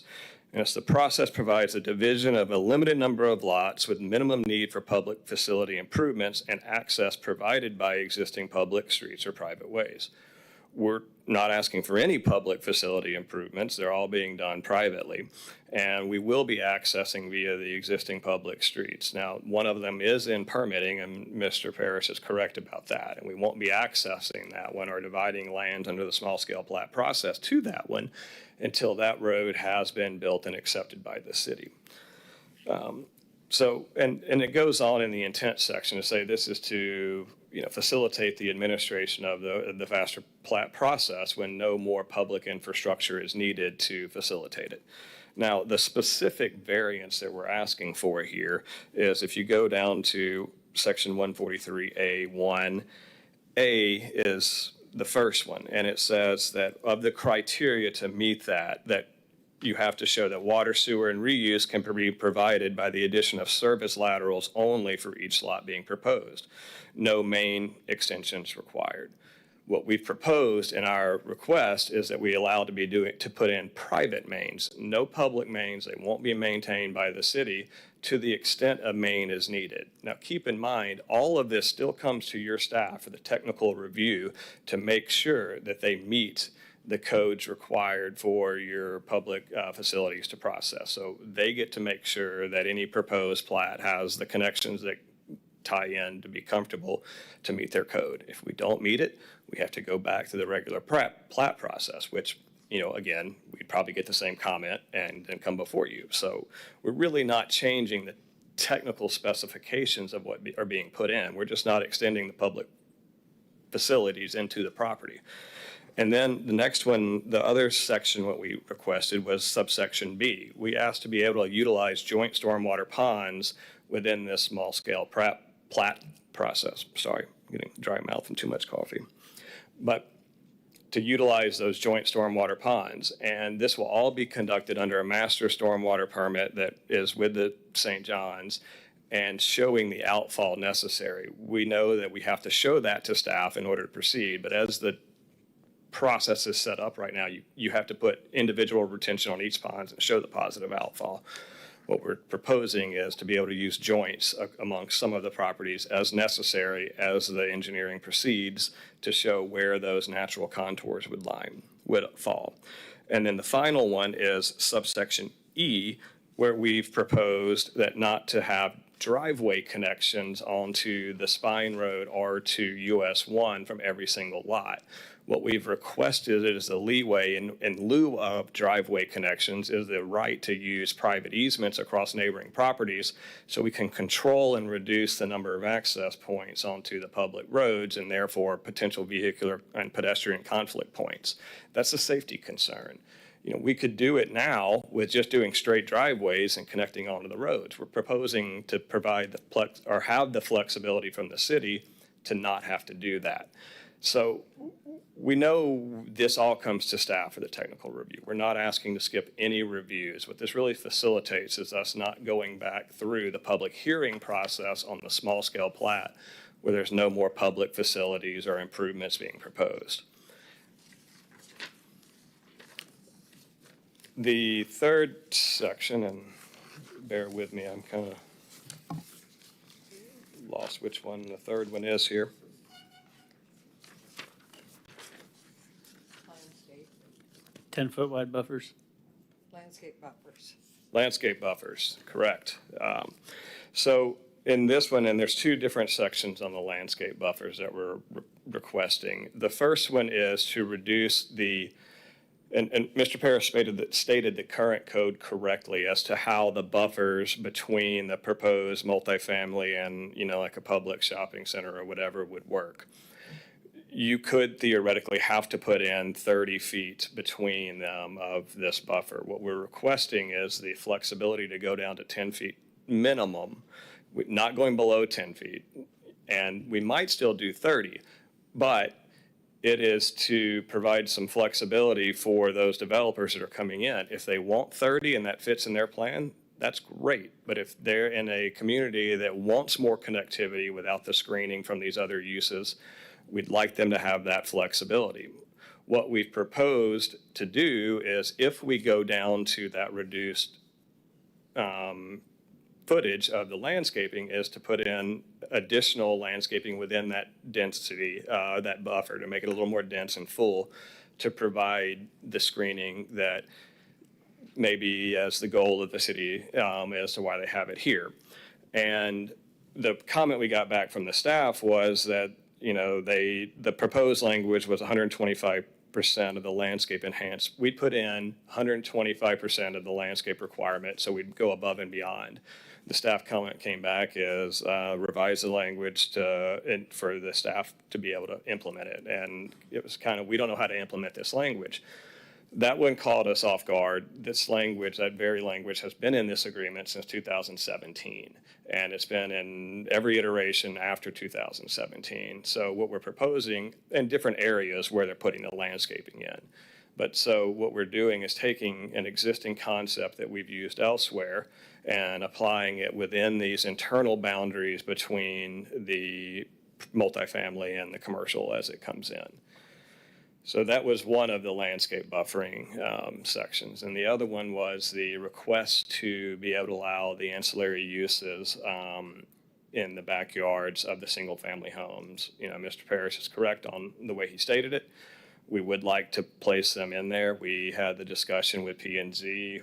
Some of the council members expressed they didn't have a concern with it, provided that we would put in a masonry wall abutting the 25-foot landscaping, abutting the US 1 right-of-way and sidewalks area, and we said we would do that.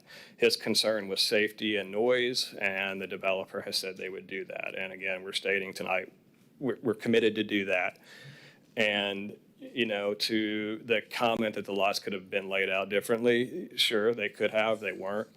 The situation that we foresee happening if we don't take care of this now is those individual homeowners in the coming years are going to be coming in here asking for individual variances, and you're going to have angry homeowners who said, I bought, this lot, why can't I have my tool shed in the backyard? Why can't I have my mosquito enclosure or my barbecue grill set? Whatever they're trying to put back there, we're trying to obviate the need for that discussion in the future with those other homeowners. So that was our intent on asking for it now. The final section is the request on the pond and balancing the dirt on the site. And approximately 250,000 cubic yards of fill will be moved in the development of this pond. And just for rough numbers, I hate doing math in public, but if the trucks are running fully loaded, it's about 18 yards per truck. Currently, if we did that and took them off-site, it'd be somewhere between 2,800 to 3,000 dump trucks going out of the site on the public roads onto US 1 and all the potential for conflicts there. And then when we want to balance the other sites where we're proposing to put this dirt now so they don't go on the roads, all those trucks would have to come back in carrying the dirt again. So what we proposed, and it's in the staff report. I don't have the page, but it was submitted to the staff back in August or so, it was August 19th, submitted it, showing some conceptual areas of where we would propose to stockpile this dirt so that those trucks aren't on the road causing, the sound and noise and safety issues that many trucks cause. One of the berms would be along the new proposed spine road. I think that's proposed to keep it very low at about 8 feet high. And with the concept of being as soon as the spine road is permitted, that dirt would then become part of the spine road. The other two major fill areas, we pulled them up as close to US 1 and the mature vegetation as we could there to keep them as far away from the existing single-family lots in the back. And I've spoken with Mr. Parrish and the staff. We understand the concerns on these being left there, we've offered that we would bond it. So after the 2 years, and we are proposing 2 years from when we start stockpiling it, that dirt will be removed, or we have to come, beg for forgiveness or ask you guys to grant it. And if you don't, our bond would be utilized to have to bring that land back to the natural grade where it was. We've also agreed that we would conduct the tree surveys and any mitigation that your code requires for the areas that would be proposed to be cleared. The 30% number was for us as a safety margin. So if we proposed 20% and it ended up being 23%, we didn't have to come back and ask for another amendment to the development agreement to do it. So that's a safety margin. We don't anticipate having to use 30% of any of these parcels to do that. If you look at the, and it's, sorry, I'm not going to waste your time trying to find the page now, but if you look at that proposed site, you'll see it's nowhere close to 30%. We're not clear cutting. We're going to try to locate these in the areas where we don't impact any mature trees. We're going to pull them as close to the mature trees as we can and protect those trees because that keeps them as far away from the homeowners as possible. The erosion and mitigation measures, my client is willing to seed those piles as needed or place hay on them as needed to keep any concerns as to the soil erosion. We're happy to do that. So I think that really covers what we're asking for and why. And I'm happy to try to address any concerns or questions that you all have for me. Thank you, Mr. Oliver. I think an ease to make sure that we're all not getting confused up here, because there's several different things I'm sure there'll be questions on. Can council, we agree to just take them one amendment at a time? Yeah. Is that good? Yeah. All right, so we're going to start with section 3.4. Anybody have any questions for Mr. Oliver regarding that section? That is the maximum overlay. Sorry, I was looking at the developer's agreement. Yeah, it's probably in that order. I'm looking at the actual agreement, not the PowerPoint. But yeah, section, yeah. Yeah, you got me confused on that one too, just a second. So, because again, at the end of the day, whatever's on the PowerPoint isn't legal. It's page 2 of the developer's agreement. Yes, because at the end of the day, this is what's in the contract, this is what matters. And, before we kind of get into this, this has been going on since 2017. And I believe every single council before us has supported getting this project moving. And, I have a concern about speed of productivity, as Titusville's has a bad reputation of getting people through the process. And I want to make sure that whatever it is, we're getting people through the process. And that's also why we have a planned development agreement, right? PD, so we can have some flexibility and negotiate back and forth. So I just want everybody to kind of keep that in mind, that the goal is hopefully to move forward, and there's no residents here angry or upset, taking a side on this matter.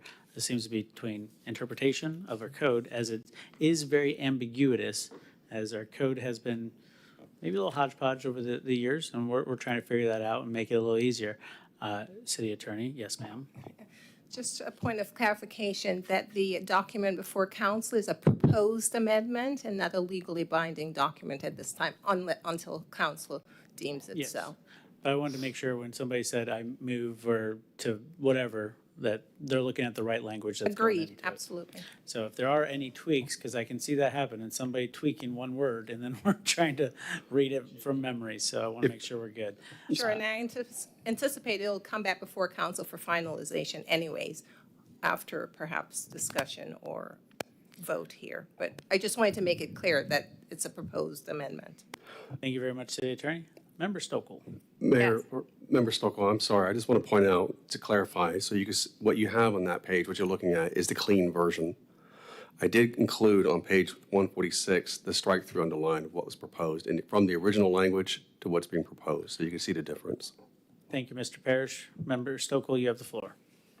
Yes, just to reiterate somewhat of what you were saying. So this piece of property has been trying to be developed for over 20 years. Obviously, the beginning of that was the recession, so I understand that. But I think it's important for us to keep in mind that this has been vacant there. There's really no other piece of property like it. And I think some of what we've passed in the past,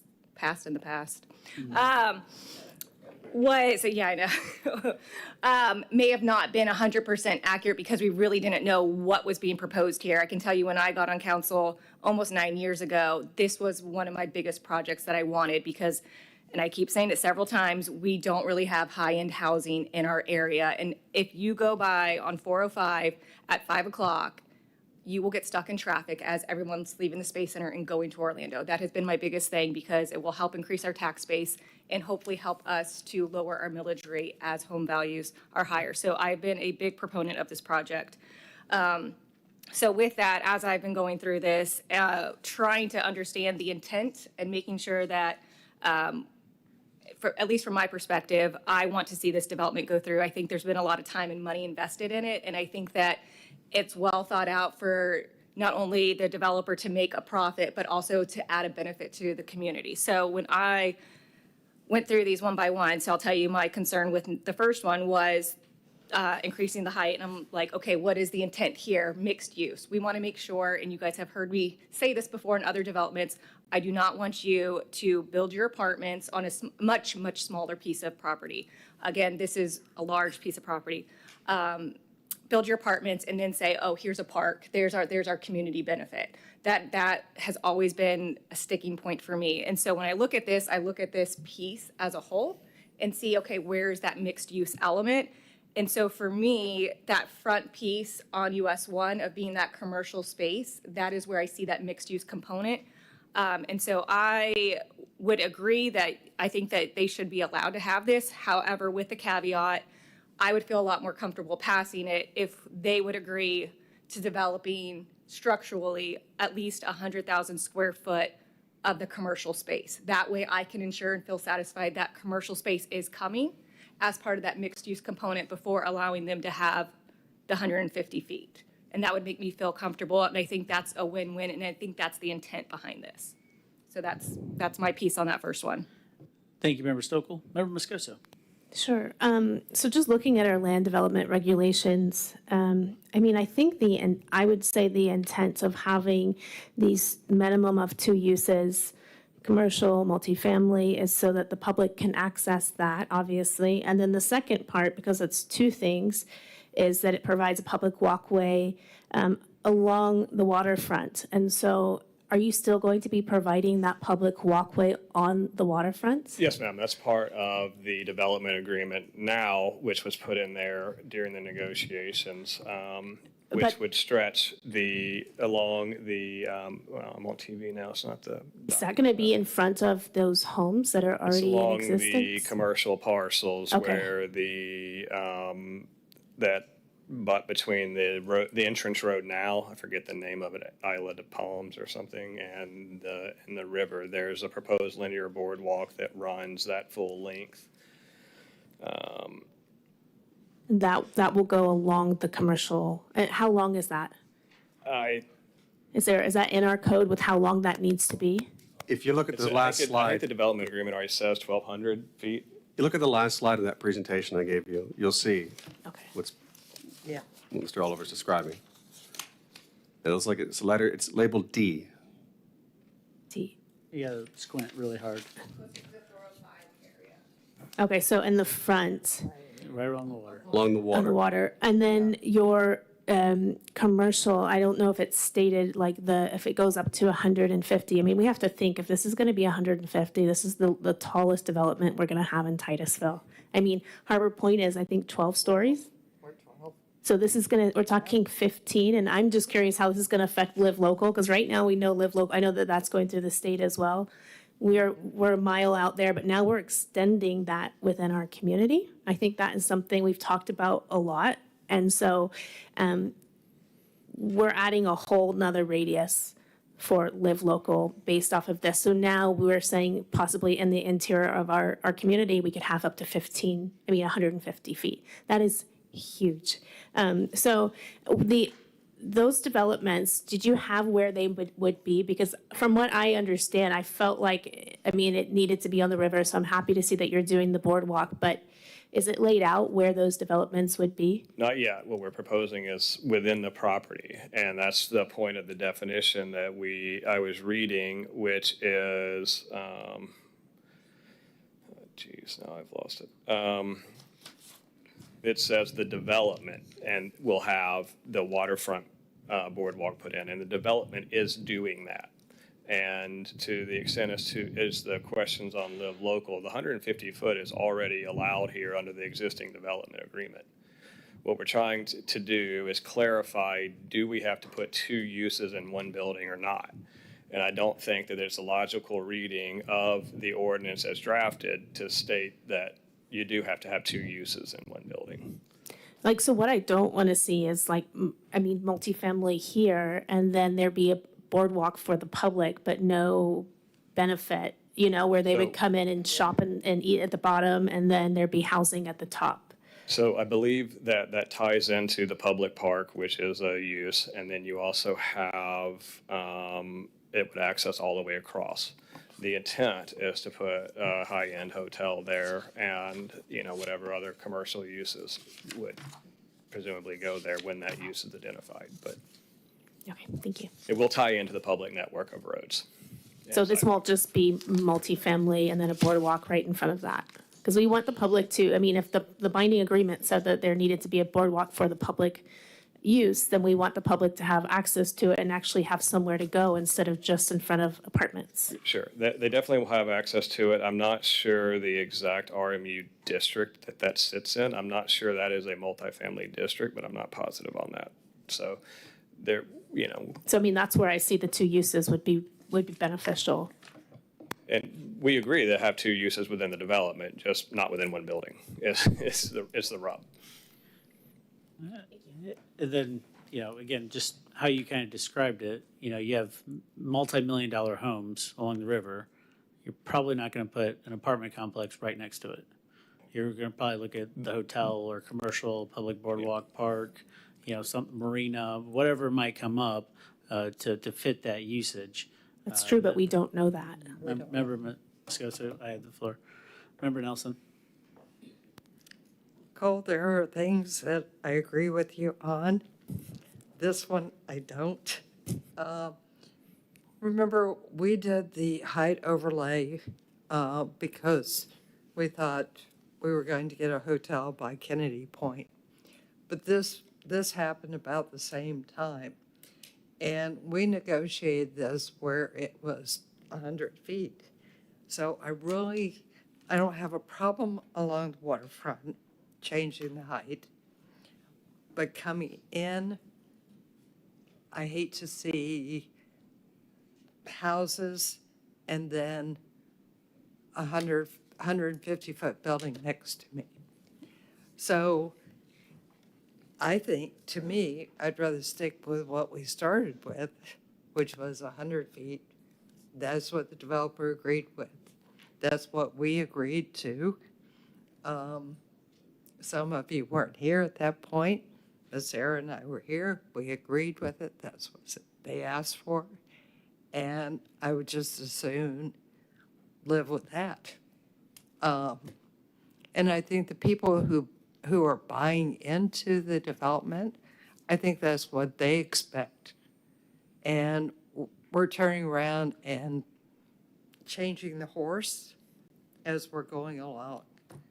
So I don't want to see us doing that. And as you know, I tried to lay out, we don't see it as changing the horse because the existing development agreement now says if we meet the criteria of mixed use within the development and have the walkway along the property's frontage, we qualify. It's already in the existing development. But you see what I'm saying? It's like we agreed to one thing, things changed, and it's like, oh, but that really doesn't count now. The 150-foot height overlay district was not requested by my client. The city unilaterally put it on that property. Right. So the city put that height overlay district on there after there'd already been a development agreement in place that had the 100-foot. And then there had already been, I believe, a plat submitted requesting the single-family homes on a portion of it there. So, you know, again, the city placed us within the district, and now they're trying to say, but you can't take advantage of being in the district. That's the rub that we have. Well, to me, it's like we make a contract. Contract says A, B, C, and they change the statute. And one of us comes in and says, they changed the statute. Now we want D, E, and F. So to me, this is what we started with. And I would just as soon continue along that line. Yeah, again, thank you. Obviously, we spar a lot, but. Oh, by the way, attorneys argue a lot. You haven't noticed. I just don't see us as asking to change anything. We're just asking for clarification on the definition so that we can avoid a dispute in the future. If we left it as it is now, there could be a dispute in the future as to where does the city code say it has to be within one building? And, you know, our position is it doesn't. We'd just be arguing for the next couple of years. There are other places we could do it, but it's more fun here than other places. Okay. But you're right. We could be arguing for years on that. What we're trying to do is work through that tonight with what we view as the reading of the code, the development agreement consistent with the definitions and the criteria within the code as it's drafted. I think the important thing for me is that we just have an answer and move on. Because I think the faster you guys get things built, the faster we as council and our city can collect that tax revenue. And as we are staring down the opportunity of losing potential tax revenue with what's happening in Tallahassee, I think it's critically important that these commercial projects get built sooner than later. And I literally had this debate with Mr. Parrish during my prep meeting of the definition of the code where he's saying building, and I'm like, it says buildings with an S. And I don't want to see that. I want us to come to a resolution and move forward. Well, and to that, I just received a message from my client. You know, in the interest of trying to work forward, and I hesitate to do this soon because we have 4 more items to work through. If we can come to agreement on those other 4 items to move through, we'd be willing to pull this off the table for now as to this and ride with the language that's existing now. You know, we don't have plans for 150-foot buildings now. When those plans come to fruition, you know, we can argue again if any of us are still around at that time, and or we will debate again. Maybe not argue is a proper term, but you know, again, provided that we can get to there tonight on these other items, because these other items are really critical. This height one to us, you know, we were okay with 100,000, committing to the 100,000 square feet of commercial and development for doing that. We want clarity so we can move forward, and every time there's a dispute, we don't have to come back before the board for a development agreement amendment. These remaining items are very time sensitive and crucial to us moving forward on the project. So, you know, I'll just maybe conclude with not pulling it yet, but you know, we're almost there. Thank you, Mr. Oliver. And I think it's important to understand that, you know, as Member Stokel said, who, you know, you said at that time you fought for this project. I wasn't around that time, but this is a very complex project and maybe something that has overburdened our staff in terms of how to apply the code, because unfortunately they're dealing with the code as written, and our city code didn't really have an opportunity to explore something like this. And we're talking about a very complex project that has multi-million-dollar homes, another single-family home, potential, you know, apartments, over 100,000 square foot of commercial, marina, docks, hotel, public boardwalk along the lagoon. Am I missing anything? That's all I've seen. Okay. You know, so, you know, my concern is our city code just wasn't prepared to handle something like this. And that's why the constant amendments to just clarify so that staff feels comfortable knowing the intent of council. This is the only RMU zoning district within the city. So we're wrestling with that. Staff's wrestling with it. We have some good-hearted debates, not arguments, but we are here tonight to try to move forward. Well, even though I'm not an attorney, I still love to argue. Member Stokel. Yeah, that was going to be my recommendation, if we can try to maybe go on to the second one. All right, so we'll table the first one. Pause it for that right now, and then, and I had a question for staff regarding the small-scale amendment or small-scale plat. It seems like they have a plan for access to utilities. Does somebody want to say something first? Okay. Okay. It seems like for the small-scale plat, they have a plan for having private utilities. And I guess my question is, what are your concerns with administratively approving what comes before you if the zoning's already there, the land use is already there, and they are able to provide and show utilities to you before approving the project? I'd refer you to page 174 of your packet, 174, 175. I included the sections of the code that are relevant to discussion tonight. And in that section there, section 34-143, which is what Mr. Oliver already handed out to you, but I highlighted what I believe were the most relevant to here. So these are the things that you'd have to qualify for in order, or meet, the criteria you'd have to meet in order to qualify to be able to use the small-scale plat process. They're hoping to waive that. So it seems like what they're trying to do is get a plat approved as a one-step process, which I understand, and they want to try to make it as streamlined as possible. What I don't have is an exhibit that clearly illustrates what they want to do.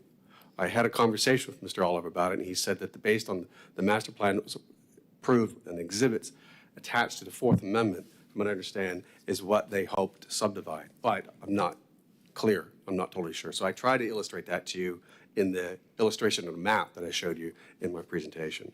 But you'll see the things that are highlighted here. They want to waive the requirement that they don't have to put in any main extension. They want to waive the requirement that each lot can have its own positive outfall. They want to be able to put in a master stormwater system, which is something we require with our two-step process. You have to go through the formal process. They want to waive that. So, waive the building area. Waive the having to qualify or not have to put in driveways and not create, in other words, parcels that could possibly not be on a frontage of a road. And what I understand is that's because we have a permit in review right now for the road, for the spine road. So I believe that's what they're asking for, is a process that's more streamlined, and they want to be able to waive these qualifications in order to use this. Just to clarify, we're not asking to waive any of these qualifications. We're asking to follow these qualifications with the added criteria that we can utilize private mains in the Section A portion, that we can utilize joint stormwater ponds in Section B for the legal outfall and drainage, which will all be shown in the site plan and the permits, and in Section E, that we can utilize something other than a driveway connection. We can utilize private easements to get over to any other roads or cross other properties. So just trying to be very clear, we are not asking to waive anything. We're asking to add to here a couple of items that would qualify us for this process. And the other items that we're not looking to touch is the lots cannot be subdivided or split in a way to increase development density or intensity. We're not asking for that. The density and intensity is already set by the development agreement. We're not asking if we have to ask to dedicate public areas to the public. Areas to the public, which is Section F. We're not asking to do away with that. We know that we can't do that and qualify for this process. And in Section C, reasonable buildable area, we're not asking to waive that. We know we've got to show that we have reasonable buildable area in any of the proposed lots that would be split off. So again, just trying to be extraordinarily clear, we are not asking to waive any of this. And can you explain to us why you would like us to allow this particular amendment? What would it save you in terms of time, costs? Why is this necessary for you guys? Sure, it's the plat process of the public hearings and everything else. So it adds several months to the process of coming through for, again, and for these specific items that you plan to meet, just maybe in a different way. Correct, and we think we meet the intent Section 141 because we're not asking to create any new streets or right-of-ways or any more public facility improvements to do this. Okay. Brad, do you have any concerns hearing that of what he's saying. So if you look at 34-142, it says I have 15 days to turn around and review. Well, basically what they're asking for is a lot of infrastructure or a lot of information to be part of a standard plat. That takes a longer time to review. So I'm not sure how we can even meet those deadlines. I understand they're trying to get out of having to bring this before you for, quasi-judicial process. I get that. I think the issue that we have is we just don't know, is this going to apply only to one process, or is it going to apply subsequent from now on? This is the process that will be utilized for any subdivision of land here. That's another question we have. So if the timing is a concern, if it's 30 days, that's fine. We don't have a problem with that. And is it going to apply going forward? By utilizing this process, it can't be utilized for more than 10 different lots. It's already self-capped by what would be in here, so it can't be used indefinitely. Okay. And again, I guess from my perspective on this one, I don't necessarily like giving up things coming to council. I like us to have like our stamp of approval on it. However, the flip side of that is when we've been given a plan, a development agreement, and we kind of know what's happening, I am not in favor of red tape or extending. If you kind of watch and look through the back and forth and the timing of this, I would also argue this is probably why the state keeps throwing out legislation, because of scenarios that might be like this of, because there might be a difference on one little aspect of this, now it's going to be held up for 6 months potentially. I can tell you, I know Tallahassee is hearing stories like that. And so for me, I like to try to balance that out of where can we eliminate red tape, but also protect our community and our citizens. And so as long as they're meeting criteria for staff to meet stormwater, the utilities, the things that are being addressed here, I would like to try to help them out in this particular process where you guys feel comfortable, but what do you need from us to do that? If you agree with this, then from what I understand, this is a one-time process of what they're asking for, to be able to use this right now. I just don't have an exhibit to illustrate what they're trying to subdivide specifically. I do want to remind you, though, the state last year adopted a law that now requires jurisdictions to adopt an ordinance making their plat process administrative. Thank you. That was We're my working other, on that now. That was my other thing. That was probably already coming before us. So I have no concerns with this one, knowing that it will still go to staff for approval and they will be checking these things that are important. Again, I asked this in my briefing. I think if you guys remember the Searstown Mall development, we were concerned with them selling off pieces of property and then somebody purchases it and then they have no access to utilities and we have to tell them, you need to pay thousands or hundreds of thousands or potentially millions. And I think this will, by them having to approve it, will protect any potential owner from that. So I'm okay with this one. Vice Mayor Cole. I just want to make sure, Brad, that we reiterate that even if we approve these amendments, it still comes back to us for approval. So I honestly feel the same way that Member Stokel said, that we would like to get this project. We don't want to be the obstacles that's going to stop this project from moving forward. We want this project to move forward because we want the tax revenue that we're going to get from the project, hopefully, if property taxes stay in existence. Yeah. Member Moscoso. Oh, I think you had your light on first. No, I can call on whoever I want. Member Moscoso. Okay. Yeah, I would have to say, I hear a lot about tax revenue, but, just because a project can bring in tax revenue doesn't mean we get to greenlight it. I feel like we have to treat every project the same. And so I think our staff has done an excellent job. They've had 49 meetings with the applicant. A lot of work has been done on both sides. And so this is a project I think we all want to support. We agree it's going to be good for our community. I will say I just have, my two concerns would be the height. And then my second concern is the buffer, because if we move down to 10 feet, I'm thinking 10 feet is two sides, two Hermans stacked up. Member Moscoso, we're just on the one. We're just on the doing second one one? at a time. Okay. Yeah, Well, so- so I'll just say those are my two concerns, and then I'll let you guys have the conversation, but. I'll just be like, for confusion's sake, Sure, I just sure, wanted to sure. take them one at a time. Yeah.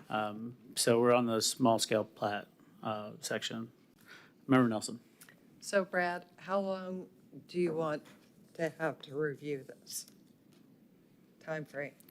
30 days? Well, our 45? code currently states 30 days. No, under here it's 15. Under the small scale plat, it says I know, 15. but- We're willing to agree to 30, obviously. We'll use the timeframes that are sitting here as best we can. That's what the timeframes are. So what would be realistic? It really depends on the complexity of the project. So our site plans are 30 days is what's recommended to city staff Okay. for subdivision reviews in each particular review. That's what we try to meet. You've seen our numbers, our averages. Sometimes they go up and down depending on how many projects we have in review in the docket at any point in time. So if that's what you're asking us, I would recommend that. Okay. Vice Mayor Cole. Yes, I'd like to make a motion to approve the small-scale plat amendment. There's a motion by Vice Mayor Cole. With the 30 days? Second. Yes. And a second by Member Nelson. Is there any further discussion from this board? Seeing, Sorry, yes. Member Moscoso? Can I just, staff, can you just remind me what your concerns were on that one more time? Our biggest concern is I don't have an illustration or an exhibit to attach to the amendment, to the application, or the agreement rather, that states exactly what they're proposing to subdivide, that we can say that, to help implement this. And I believe Mandy has something to add as Just well. wanted to add some clarity about the small scale plat process. That was actually added to speed up platting. We did that within the boundaries of this Florida statute. So that's a great process, as well as the non-residential minor division. But when we went back and did some research and talked to the county years ago, what we were trying to do by requiring the utilities and the roadways ends is really to protect a future buyer. Because the county sometimes allows people to split and then there's no frontage, there's no utilities. And as Member Stokel pointed out, they're coming to us and saying, wait a minute, you're requiring us to, extend a road or extend water and sewer. So that's why that was written that way, that you have to have those items in before you can even apply for a small scale plat, which is really to protect residents or a future buyer. So I just wanted to give some clarification. But if a small scale plat, part of the review are the existing utilities and we don't have that portion to review, it's really a drawings on a piece, on a submittal. So one section of the public utilities, the road and sewer and the water that runs on the existing roads are already in. I believe the city has those public works drawings and everything else. If not, our engineer can provide them. And they're in planning and permitting now for the other utilities that would run along the remainder of the spine road that loops back to 405. So all of those public infrastructures will be in before we tie into any of them. Can I add maybe a friendly amendment? Would you be willing to provide the, it says illustrating the proposed division of the land for the staff to determine? Would you be able to provide that information if We do approve during it? the application when we submit our application, but if we attach it to the development agreement and we want to do something different, then we got to amend the development agreement to do something different. So that's why we don't want it in here to attach to this, because that brings us back down this train of coming back through community meetings, P&Z, and council readings to amend an exhibit that shouldn't have been attached in the first place, in our opinion. So, but yes, they will have full exhibits with their packet that comes to them for their review, yes. Okay, thank you. All right, any further discussion? City Clerk? Member Stokel? Yes. Member Moscoso? Yes. Member Nelson? Yes. Mayor Connors? Yes. Vice Mayor Cole? Yes. Motion carries. Thank you very much. On to E, section 30-33-2, allowing the installation of a single 10-foot wide type A landscape separation between the different land use intensities within the sub-districts. All right, Member Stokel. Okay, question on this one, Cole. I think that there might be concerns, because this is a very small buffer, the 10 feet. Is it possible for this one to be it's between two uses. If we were to say it's between, like commercial and apartments, I think the concern might be having a 10-foot buffer between an apartment complex and a single-family home. Looking at the map of the proposed development, and based on the conversation, I think that the intent here is if there is going to be a retail plaza, for instance, that might have a hotel, may have apartments, and you want to walk to like get something to eat, you don't want to have a 20-foot buffer where the intent is to have walkability within that. That's the intent, and okay. the single-family uses are already buffered by the existing preservation areas and open areas and spaces. So all the single-family has that buffering in place. Okay. The spine roads are the 100-foot wide spine roads with the 15-foot landscape medians between them that provide the code separation between the 300 and 400 uses. So really what we're looking at is in the RMU 300, I believe, is Multifamily. The RMU district that allows commercial uses and multifamily uses within RMU 300. And so and Brad, correct me if it's the 300 or 400 one, but in some of those you can have multifamily. RMU 300 is a multifamily, but it allows other commercial. So for example, and so in those sub-districts, we want to be able to go that smaller boundary if that's what people that are developing the project thinks makes the most sense in a mixed-use development as they see it at the time. So would you be okay with this amendment saying that we would go back to the 10-foot wide buffer between the RMU 300 and 400, which is multifamily and commercial? So we already have a 100-foot buffer between RMU 300 and RMU 400. They don't touch anywhere on the site plan. Okay, and that confused me. Take a look at page 260 of your packet. You'll see the approved master plan that's currently governing the property. And there's a table on the top left of that page that shows what Mr. Oliver's talking about, RMU 300, RMU 400, and where they're located by label as parcel 5 or parcel 3. 260. Almost there. And you'll see these large parcels or areas are divided by the spine road.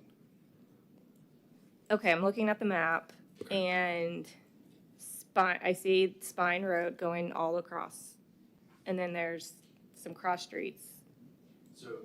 So the area that is labeled 5 along the water on the south Yes. of the subdivision, according to the table, is RMU 400, which allows high-density residential and/or commercial. Okay. So in that case, if that's developed with a mixture of different horizontal uses, such as commercial and residential next to each other, I think that in that particular district, that's where they're asking for flexibility with the buffers. Would there be this flexibility with a 10-foot buffer anywhere else on this piece of property besides 5?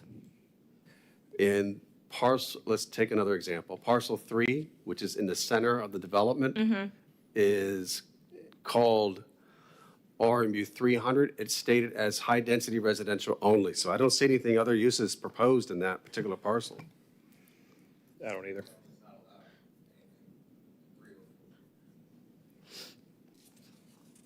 So that would be dedicated specifically just to multifamily. And then parcel 6, which is a large one, has,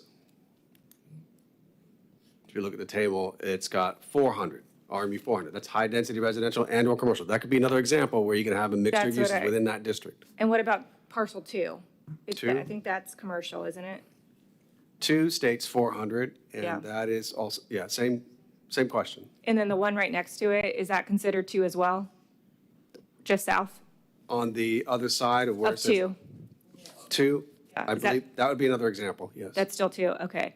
So if I'm hearing you correctly, this could apply to 2, 3, 5, and 6. The rest are single family. Right. correct? And Okay. we've already put the wide buffers between the single family homes and all other components of the property. Okay, and then 3 is only high-density residential So there's no other use that they could put there anyway. Is that correct? That's how I see it. based on It's the high master density plan. residential, section 300. I'm not sure. Like they couldn't put what any other commercial or uses any. RMU 300 has off the top of my head. Okay.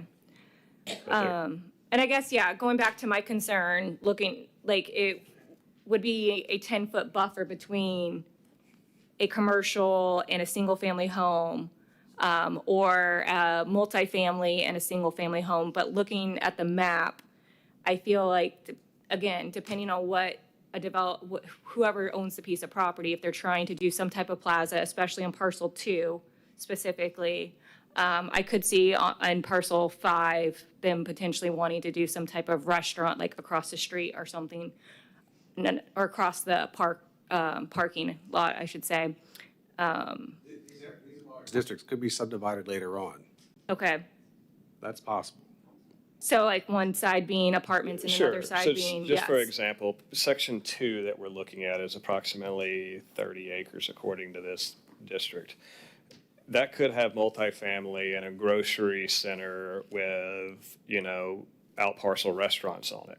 What we don't want to get into is having to tell that multifamily developer, you've got to put in 20 feet of landscaping buffer on your side, and commercial guy, you've got to put in 10 feet on your side.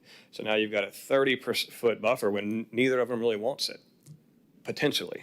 Okay. You know, All right, we thank you. totally agree that the buffering from the single-family home, Right. that's already been accomplished, but, Okay. belts and suspenders if you want. Okay, thank you. Thank you, Member Stokel. I'll just read this section of the amendment again. To allow the installation of a single 10-foot wide type A landscape separation between differing land use intensities within the same sub-district. So we're not talking about the differences between, the gated community or the front community or that. It's just within the same subsection. Member Moscoso. Yeah, I would just say 10 foot is wild to me. That is nothing, 10 foot. And if we think 50 feet, that's what we require right now. That's probably not even the links. If we're talking walkability, people can walk, it's not that big of a deal. So I'm definitely not for this. If you could give me a really good reason of why you think we need to get to 10 feet. And then I think the compromise that the staff is asking is, what does that 125% actually look like? Because you're asking for clarity and you're saying, we just don't really know what it's saying. And then the staff is also saying, we would like clarity. What does the additional, because you're giving us an additional 25%. Sure. So what does that actually look like so that they can measure it? Sure. And to address the second point first, if the code requires 100 caliper inches of trees, we'll put in 125 caliper inches. If the code requires 100 plants, we'll put in 125 plants. So whatever your landscaping code requires, we're going to do 25% more than what the code requires. And again, I go back to that language has been in here for 9 years, and we're asking to continue it. We've submitted this several times. If there were, and through various different amendments, if that was the concern, we don't know how to implement it, we could address some ways to clean it up. But at this point, it's worked for 9 years on that section. We have areas where we're putting in the landscaping in different areas under that definition, I believe. And what about the first point? The first point on the 10 feet is, it's like your downtown mixed-use district has 10 feet setbacks in its landscaping and as it approaches different areas. So as a mixed-use development district, we're asking for the same thing now. And, 30 feet, 10 feet, it's beauty's in the eye of the beholder. We don't necessarily think that it adds benefit, but if the buyer does, then we'd like to they can do it. They can always do more. I'm not sold, but thank you. Member Nelson. I've seen some developments where you have residential right next to commercial. And I understand what you're saying, that 10 feet is small. How do you feel about 20 feet? Compromise. Not my project. I'd have to get with my client on that. Is it 20 feet now? 30 feet. No, it's not, this one's not the 50 one. Yeah, this isn't the 50, 30 at so I most. thought this The one 50 was, feet has to do with the separation between the tracks. I thought this Right. was 20 feet currently. It's a residential development by itself has to have a 20-foot landscape perimeter buffer inside the property. Right. And the issue is that the next property adjacent to it, let's say it's commercial, would have to have a 10-foot minimum landscape buffer. So you could see 30 feet 30, okay. of buffer between both uses combined. That's what happens right now in the real world in the rest of the city. Member Nelson has the floor. You know, our point on that one is the rest of the city, usually you're coming in with existing uses. It's not a uniform development. It's parcels developing piecemeal, not a master plan community. So for me, I would suggest a compromise between commercial and residential, 20 feet. Between commercial uses, 10 feet. And I think that would probably work. Member Stokel? Yeah, I was just going, so Brad, hearing our discussion, and like, I think what, I guess my point would be is like having a plaza. Can you see any reason that I might not be seeing of why that 30 feet would be better than a 10-foot? Like, what does that do? Is it just for, what's the rationale, I guess, behind that? It's just a policy. I mean, you can see mixture of uses in our downtown aren't very far apart from each Right. other. So Okay. urbanized areas, I can understand why they're asking for this. I just don't have, anything to kind of illustrate what they're asking for, really. Their initial request was to have nothing in there and basically allow them to have the flexibility to provide whatever screening was appropriate, which I think the city council would probably want to see something. So 10 feet can work. I guess it just depends what you put inside that 10 feet, depending on what the separation of uses are. Yeah, and I think that's kind of where I would like to give that flexibility to whoever is developing it.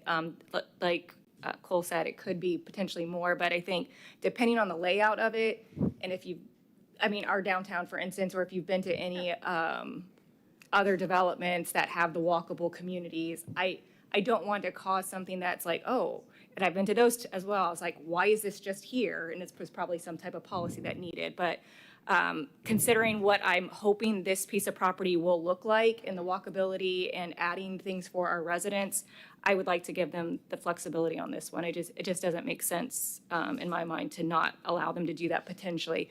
And to Member Nelson's point, I think we're still far away from any of like the single family residential. This would only be impacting like apartments or hotel, which I would argue would probably want to walk close to shopping or eating. Thank you. Member Nelson? So Cole, we're talking about areas 2, 3, 5, and 6, correct? Yes, ma'am. The others are 1 and 4 are the single family zoned. So uses. I'm going to make a motion. You can disagree with me. Well, you got to make the Okay. motion first. So the motion would be in areas 2, 3, 5, and 6, that it would be a 20-foot buffer between residents and commercial, and a 10-foot buffer within the commercial areas. I think that there's no buffers between commercials now. Okay, no So- buffers. A commercial development by itself would have the current code required to put a 10-foot landscape buffer regardless of what's adjacent to them. But if you have a plaza put in, for example, they could get a site plan approved for that plaza, create all these out parcels and go through what's called a minor division, which is another planning process we have. And it potentially won't have to put any landscape buffers Okay. between each other, but just some screening as part, based on what the developer wants. So there are those scenarios in our code. All right, there's a motion by Member Nelson. Is there a second? Motion dies for no second. All right, Vice Mayor Cole. I'll make a motion that we approve the maximum 10-foot wide buffers between uses. There's a motion by Vice Mayor Cole. Member Stokel? Second, this- as written in the amendment. Yeah, just a second, a minimum of 10 foot. Minimum not of maximum. 10 foot, yes. Okay, all right, just being clear, I don't Oh, want to. yeah, this does say maximum on our PowerPoint. Okay. That, And my second stands, and then, that relates to areas 2, 3, 5, and 6. yeah, correct, Brad. So as you were discussing this, we looked at the zoning use table, and even the RMU 300 allows certain amounts of non-residential uses in there to be mixed in. So that applies to parcel 3 as well. Well, and I think Okay. the general idea is we would like to see more commercial as Yeah. well, because that's obviously very, very good in terms of not only economic development, but the future of our city. So, but there's a motion and there's a second. Any further discussion from council? Seeing none, City Clerk. Member Moscoso? No. Member Nelson? Yes. Mayor Connors? Yes. Vice Mayor Cole? Yes. Member Stokel? Yes. Motion carries, the motion passes. Section 30-3302, allowing the installation of a single 10-foot wide buffer. All right, now we're on to section 28-327 to allow permitted accessory structures such as fences, swimming pools, spas, hot tubs, screen enclosures within the 50-foot building setback from the road right-of-way lines. Member Nelson, do you have something on it? already? Okay, just asking. Mr. Oliver, did you want to Sure, highlight this is anything one else? we previously discussed. The P&Z did recommend a masonry wall. My client was agreeable to that. That's not in the current language, but again, we reiterate our commitment that we made to P&Z that we would do that. All right, thank you very much. Any other questions, discussion? Seeing none, anybody want to make a motion? Staff would recommend, if this is approved, that you specifically tie it to those lots in Phase 3 adjacent to US 1 only. Any No objection? problem with that. Those are the only lots that would be in there, so that's fine. All right, Move to approve accessories structures in Phase 3 or Area 3 next to US 1 with the addition of the wall along US 1. Second. there's a motion and a second, and I think I want to point out, it does say that in the agreement, the actual amendment. Yeah, so it's already written in that amendment, so I think the staff and developer already worked it out. And increasing the landscaping to 125%. Yeah, so that's already in the proposed amendment as it sits on our draft of section Okay. 28 It does say along the US 1 portion directly abutting 1, the Phase 3 single-family residential, so. That's why you gotta look at the contract, read the words, they're, they're right there. I don't like to go off PowerPoint, I wanna read the words. So there was a motion by Member Nelson, there was a second by Vice Mayor Cole. Member Stokel. Yes. And just to clarify, Brad, they could build this development as is right now. They just would not be allowed accessory structures. So they could have their building and build their homes. Now this just would allow the accessory structures, correct? Correct. Okay, that's all I had. Thank you very much. Any further discussion? City Clerk. Member Nelson? Yes. Mayor Connors? Yes. Vice Mayor Cole? Yes. Member Stokel? Yes. Member Moscoso? Yes. Motion carries. Thank you very much. Now we're on 3.6.9, phase clearing and stormwater drainage improvements, I believe, right? And just to reiterate on this one, staff is correct. I did have a typo on where it says section 24-214 in the proposed amendment. I believe that should be section 34-214. So just make sure we catch that. We did, again, we would propose to add a bonding requirement here. We don't have a problem with that to alleviate any concerns. It's going to be left there and become a, city's problem.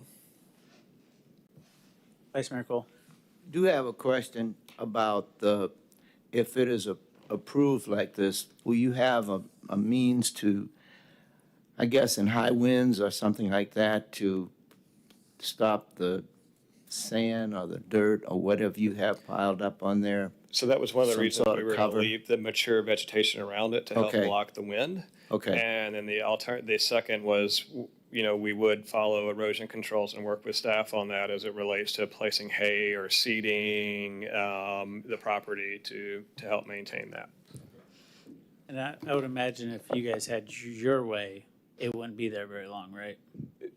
Hopefully, it's much shorter than anything, but Member Moscoso. And it won't be visible from the street or from the development or any of that? It'll be as far away from the street as possible. Will it be visible? It might be. I can't promise you that it won't be visible at all. I don't know exactly what all is around it. And then, so you haven't provided the location of where this will be We yet, have provided you? conceptual locations, Okay. and they're in the packet, and we're going to try to stay closest to those. Those were selected due to proximity to where we think the dirt will end up having to go, and to minimize the impact to the trees. The other one I did forget is we do agree that we have to meet any tree mitigation, so for any clearing within that area. So you are planning on, obviously clearing that spot and then paying into the tree mitigation fund? We don't know if we'll pay in the tree mitigation fund or plant new trees, but we'll do whatever the code allows you either option. Okay. And how do we know how that works, Brad? We don't. We plant trees, tree mitigation, and require them to plant trees. We don't have any basis to require them to plant them anywhere because we don't have a proposed development as part of a landscape plan. Okay. So the other option is to pay into the fund. Okay, so the option would be that you pay into the fund, and this is something we offer to all developers? If they are unable to put the trees back onto the property, that's what they are offered to do. But they have to demonstrate with a landscape plan that they can plant the trees on that property.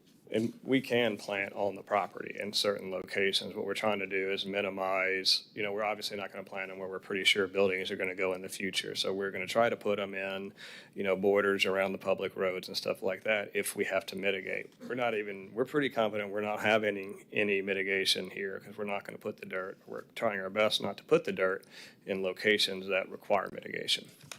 So, without a plan in good faith, we're trusting that you're going to do these things. No, we'll present it to the staff or we'll pay into the mitigation plan. Okay. The concept plan that was illustrated, though, too, is not binding. It's not part of the agreement. That was just information. And we come in for the site development permit process, which allows for the clearing and grading, and it goes through the staff's process where we give them the plans that we propose to meet. And that's in the development procedure manual.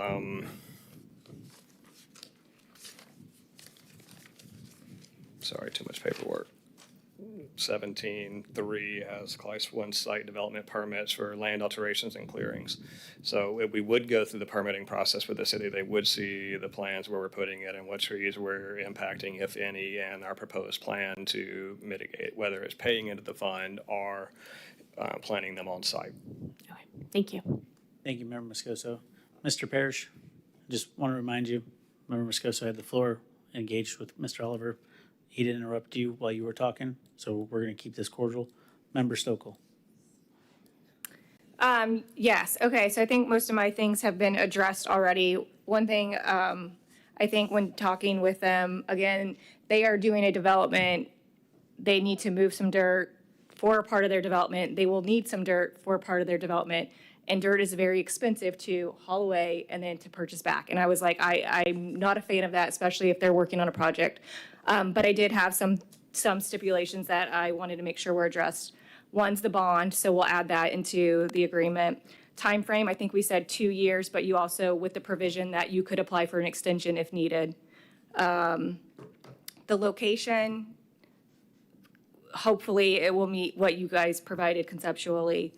And then, as I heard it, you will follow the tree mitigation rules that we have in place already. Yes, ma'am. Okay, so with those things, I feel confident. I guess that would be my motion, to approve the Class 1 permit for up to 30% clearing of each parcel to stockpile soil with those conditions of the bond requirement, a time frame of 2 years with the potential option to extend if needed, the locations as presented before us, and continuing to follow our tree mitigation rules as outlined in our policies. Second. Motion by Member Stokel, second by Member Nelson. Is there any discussion from this board? Mr. Parrish? I have questions of clarification on how to implement this. So the language says that they have 2 years to dig and construct. That's how I read it. I don't see anything here that says how long it will stay there. So when you read it, it says developers should, clearing and stormwater, phasing plans, all phase activities for stormwater drainage improvements under this section shall be completed within 24 months of the commencement of construction. So you have 24 months to complete, in other words, and then we have to dig and to pile up the dirt, and then you close it out. It says nothing beyond that, how long it should sit there. So that's where I think that includes the 2 years. That Yeah. is 2 years That's to what do we're it. saying. Yeah, I think that's, yes. I think what they're asking for, if what I understand, was 2 years for it to be there after closeout of the development permit. It's from when we start digging to Yeah. it's piled up, it's the 2 years. And if we have to take longer than that, we would come back. Correct. I feel like we're arguing what the word is. City attorney? Yes, I just want some clarity. When do you get rid of the soil? How long do you have to get rid of the soil is the question, I think. 2 years 2 after they years. start digging the pond. And that's what the language has to read in the development. I think that was what was unclear to staff, which was also unclear to me. Thanks. Any other debate from this board? City clerk? Mayor Connors, Yes. Vice Mayor Cole, Yes. Member Stokel, Yes. Member Moscoso, Yes. Member Nelson. Yes. Motion carries. Thank you very much. Was there And any? again, we were, back to the we height. were withdrawing the request for the height, just for the record. Isn't this fun? This is why we do a plan development, so we can have this back and forth. Thank you all. I'm sure we'll be back at some point, but hopefully not on this one for a while. Thank you very much. City manager? Yes, sir, we're moving on.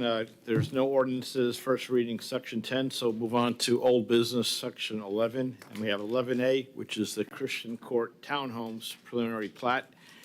And the recommended action is to take action on the preliminary plat for Christian Court Townhomes, which was continued from the January 29th meeting.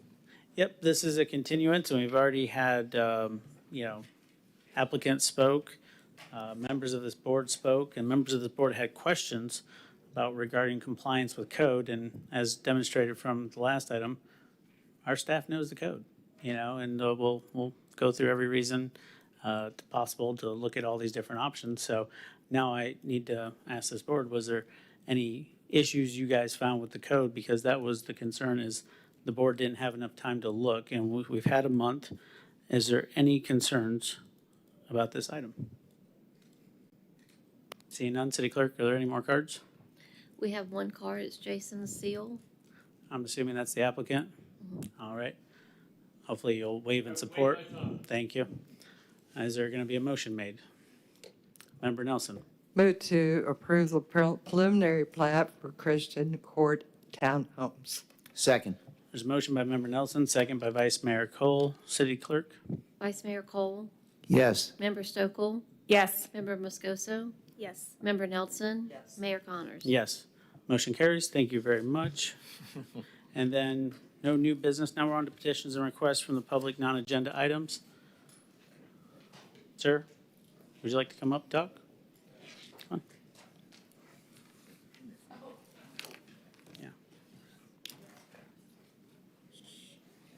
Yeah, hello, everyone. This is my first time here, so it's just a concern. Can you state your name for the record, Oh, please? my name is Akpabio. Yeah, I live in Royal Oak myself. Okay. So my concern is that because I walk around a lot, and as you get older, you need to do that. So I see a lot of problems waiting to happen. A lot of holes, like in front of my house, for example, we had competing internet providers.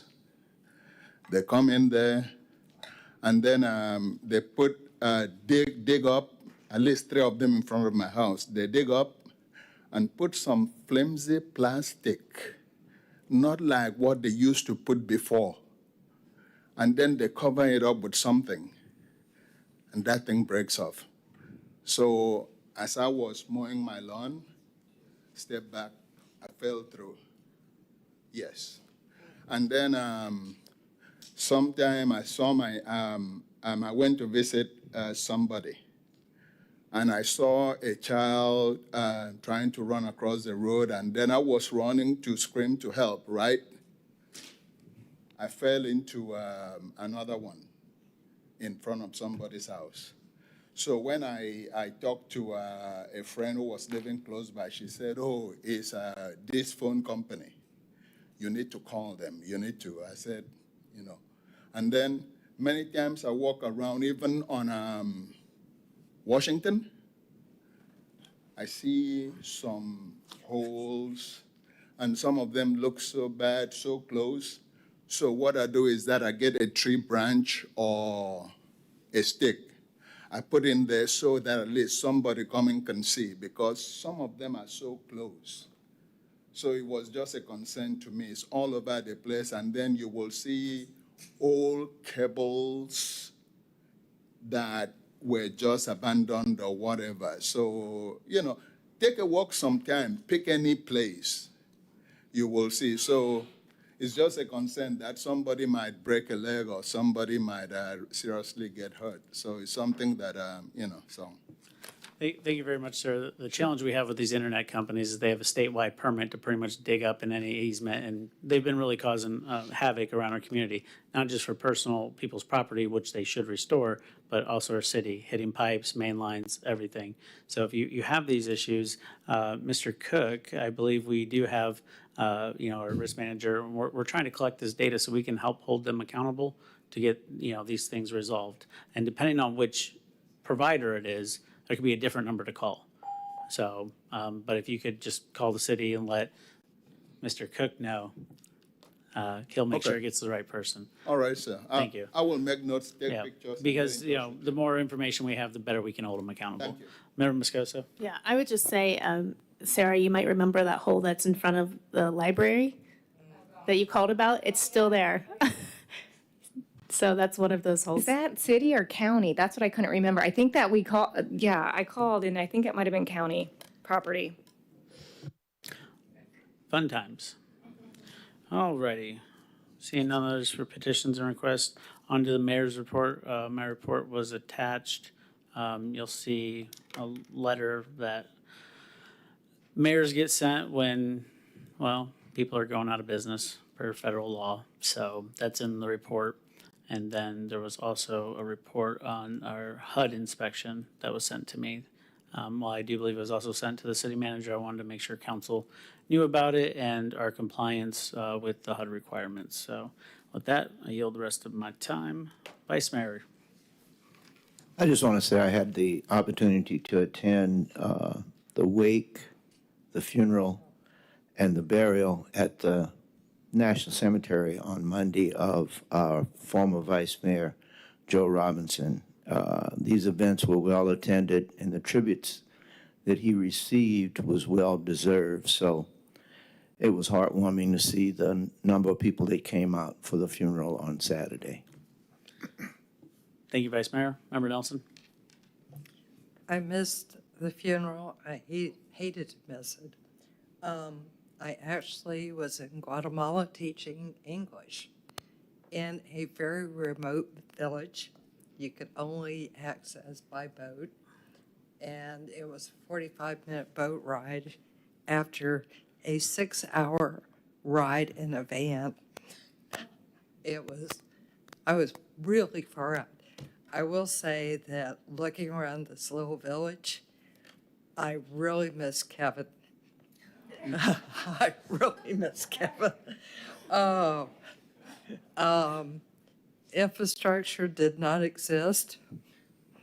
I saw the school was another 30 minutes outside of this village. And I was looking at the PVC pipes going through the river, and they were a mishmash. You had pipes going this way, you had pipes going that way, and that was their water supply. I will say the water pressure, I missed my shower. You haven't taken a shower since then? I did. Thank you, guys. But these kids get up, they're Mayans, Mayan community. These kids get up at 4 a.m. and do chores until 8. They eat breakfast and go to school until 4 p.m. and finish their chores. They live in these dormitories, 200 kids to a building, and they are the happiest kids you've ever seen. So Joe would have been happy. He would have said, keep going. I think next year we'll go back again. It was really rewarding. So that's what I did last week. Thank you, Member Nelson. Member Moscoso. Well, my kids are half Guatemalan and they're not getting up at 4 a.m. to do chores. I wish. You want me to take them with you? Please do. With me. The only thing I want to report or just bring up is I know that we all met with the internal auditor. I don't know if you guys received, I asked for all the internal audit reports for the past 5 years. So I have those, but I want to make sure that you guys get them. So if you want them, maybe the city manager can send them. And then perhaps at some point we can have a discussion. I don't know how that would work, but I know that's going to be a bigger conversation, but I just think it's important we all have it and then we know what's on those. Thank you. City Manager? Did you have something to say to what Member Moscoso said?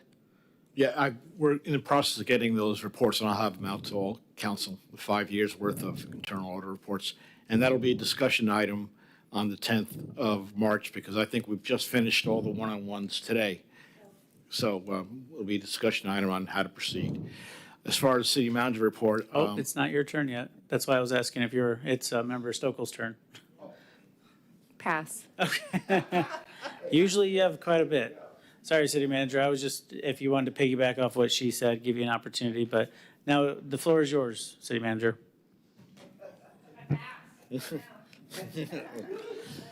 Okay, well, we already talked about city auditor.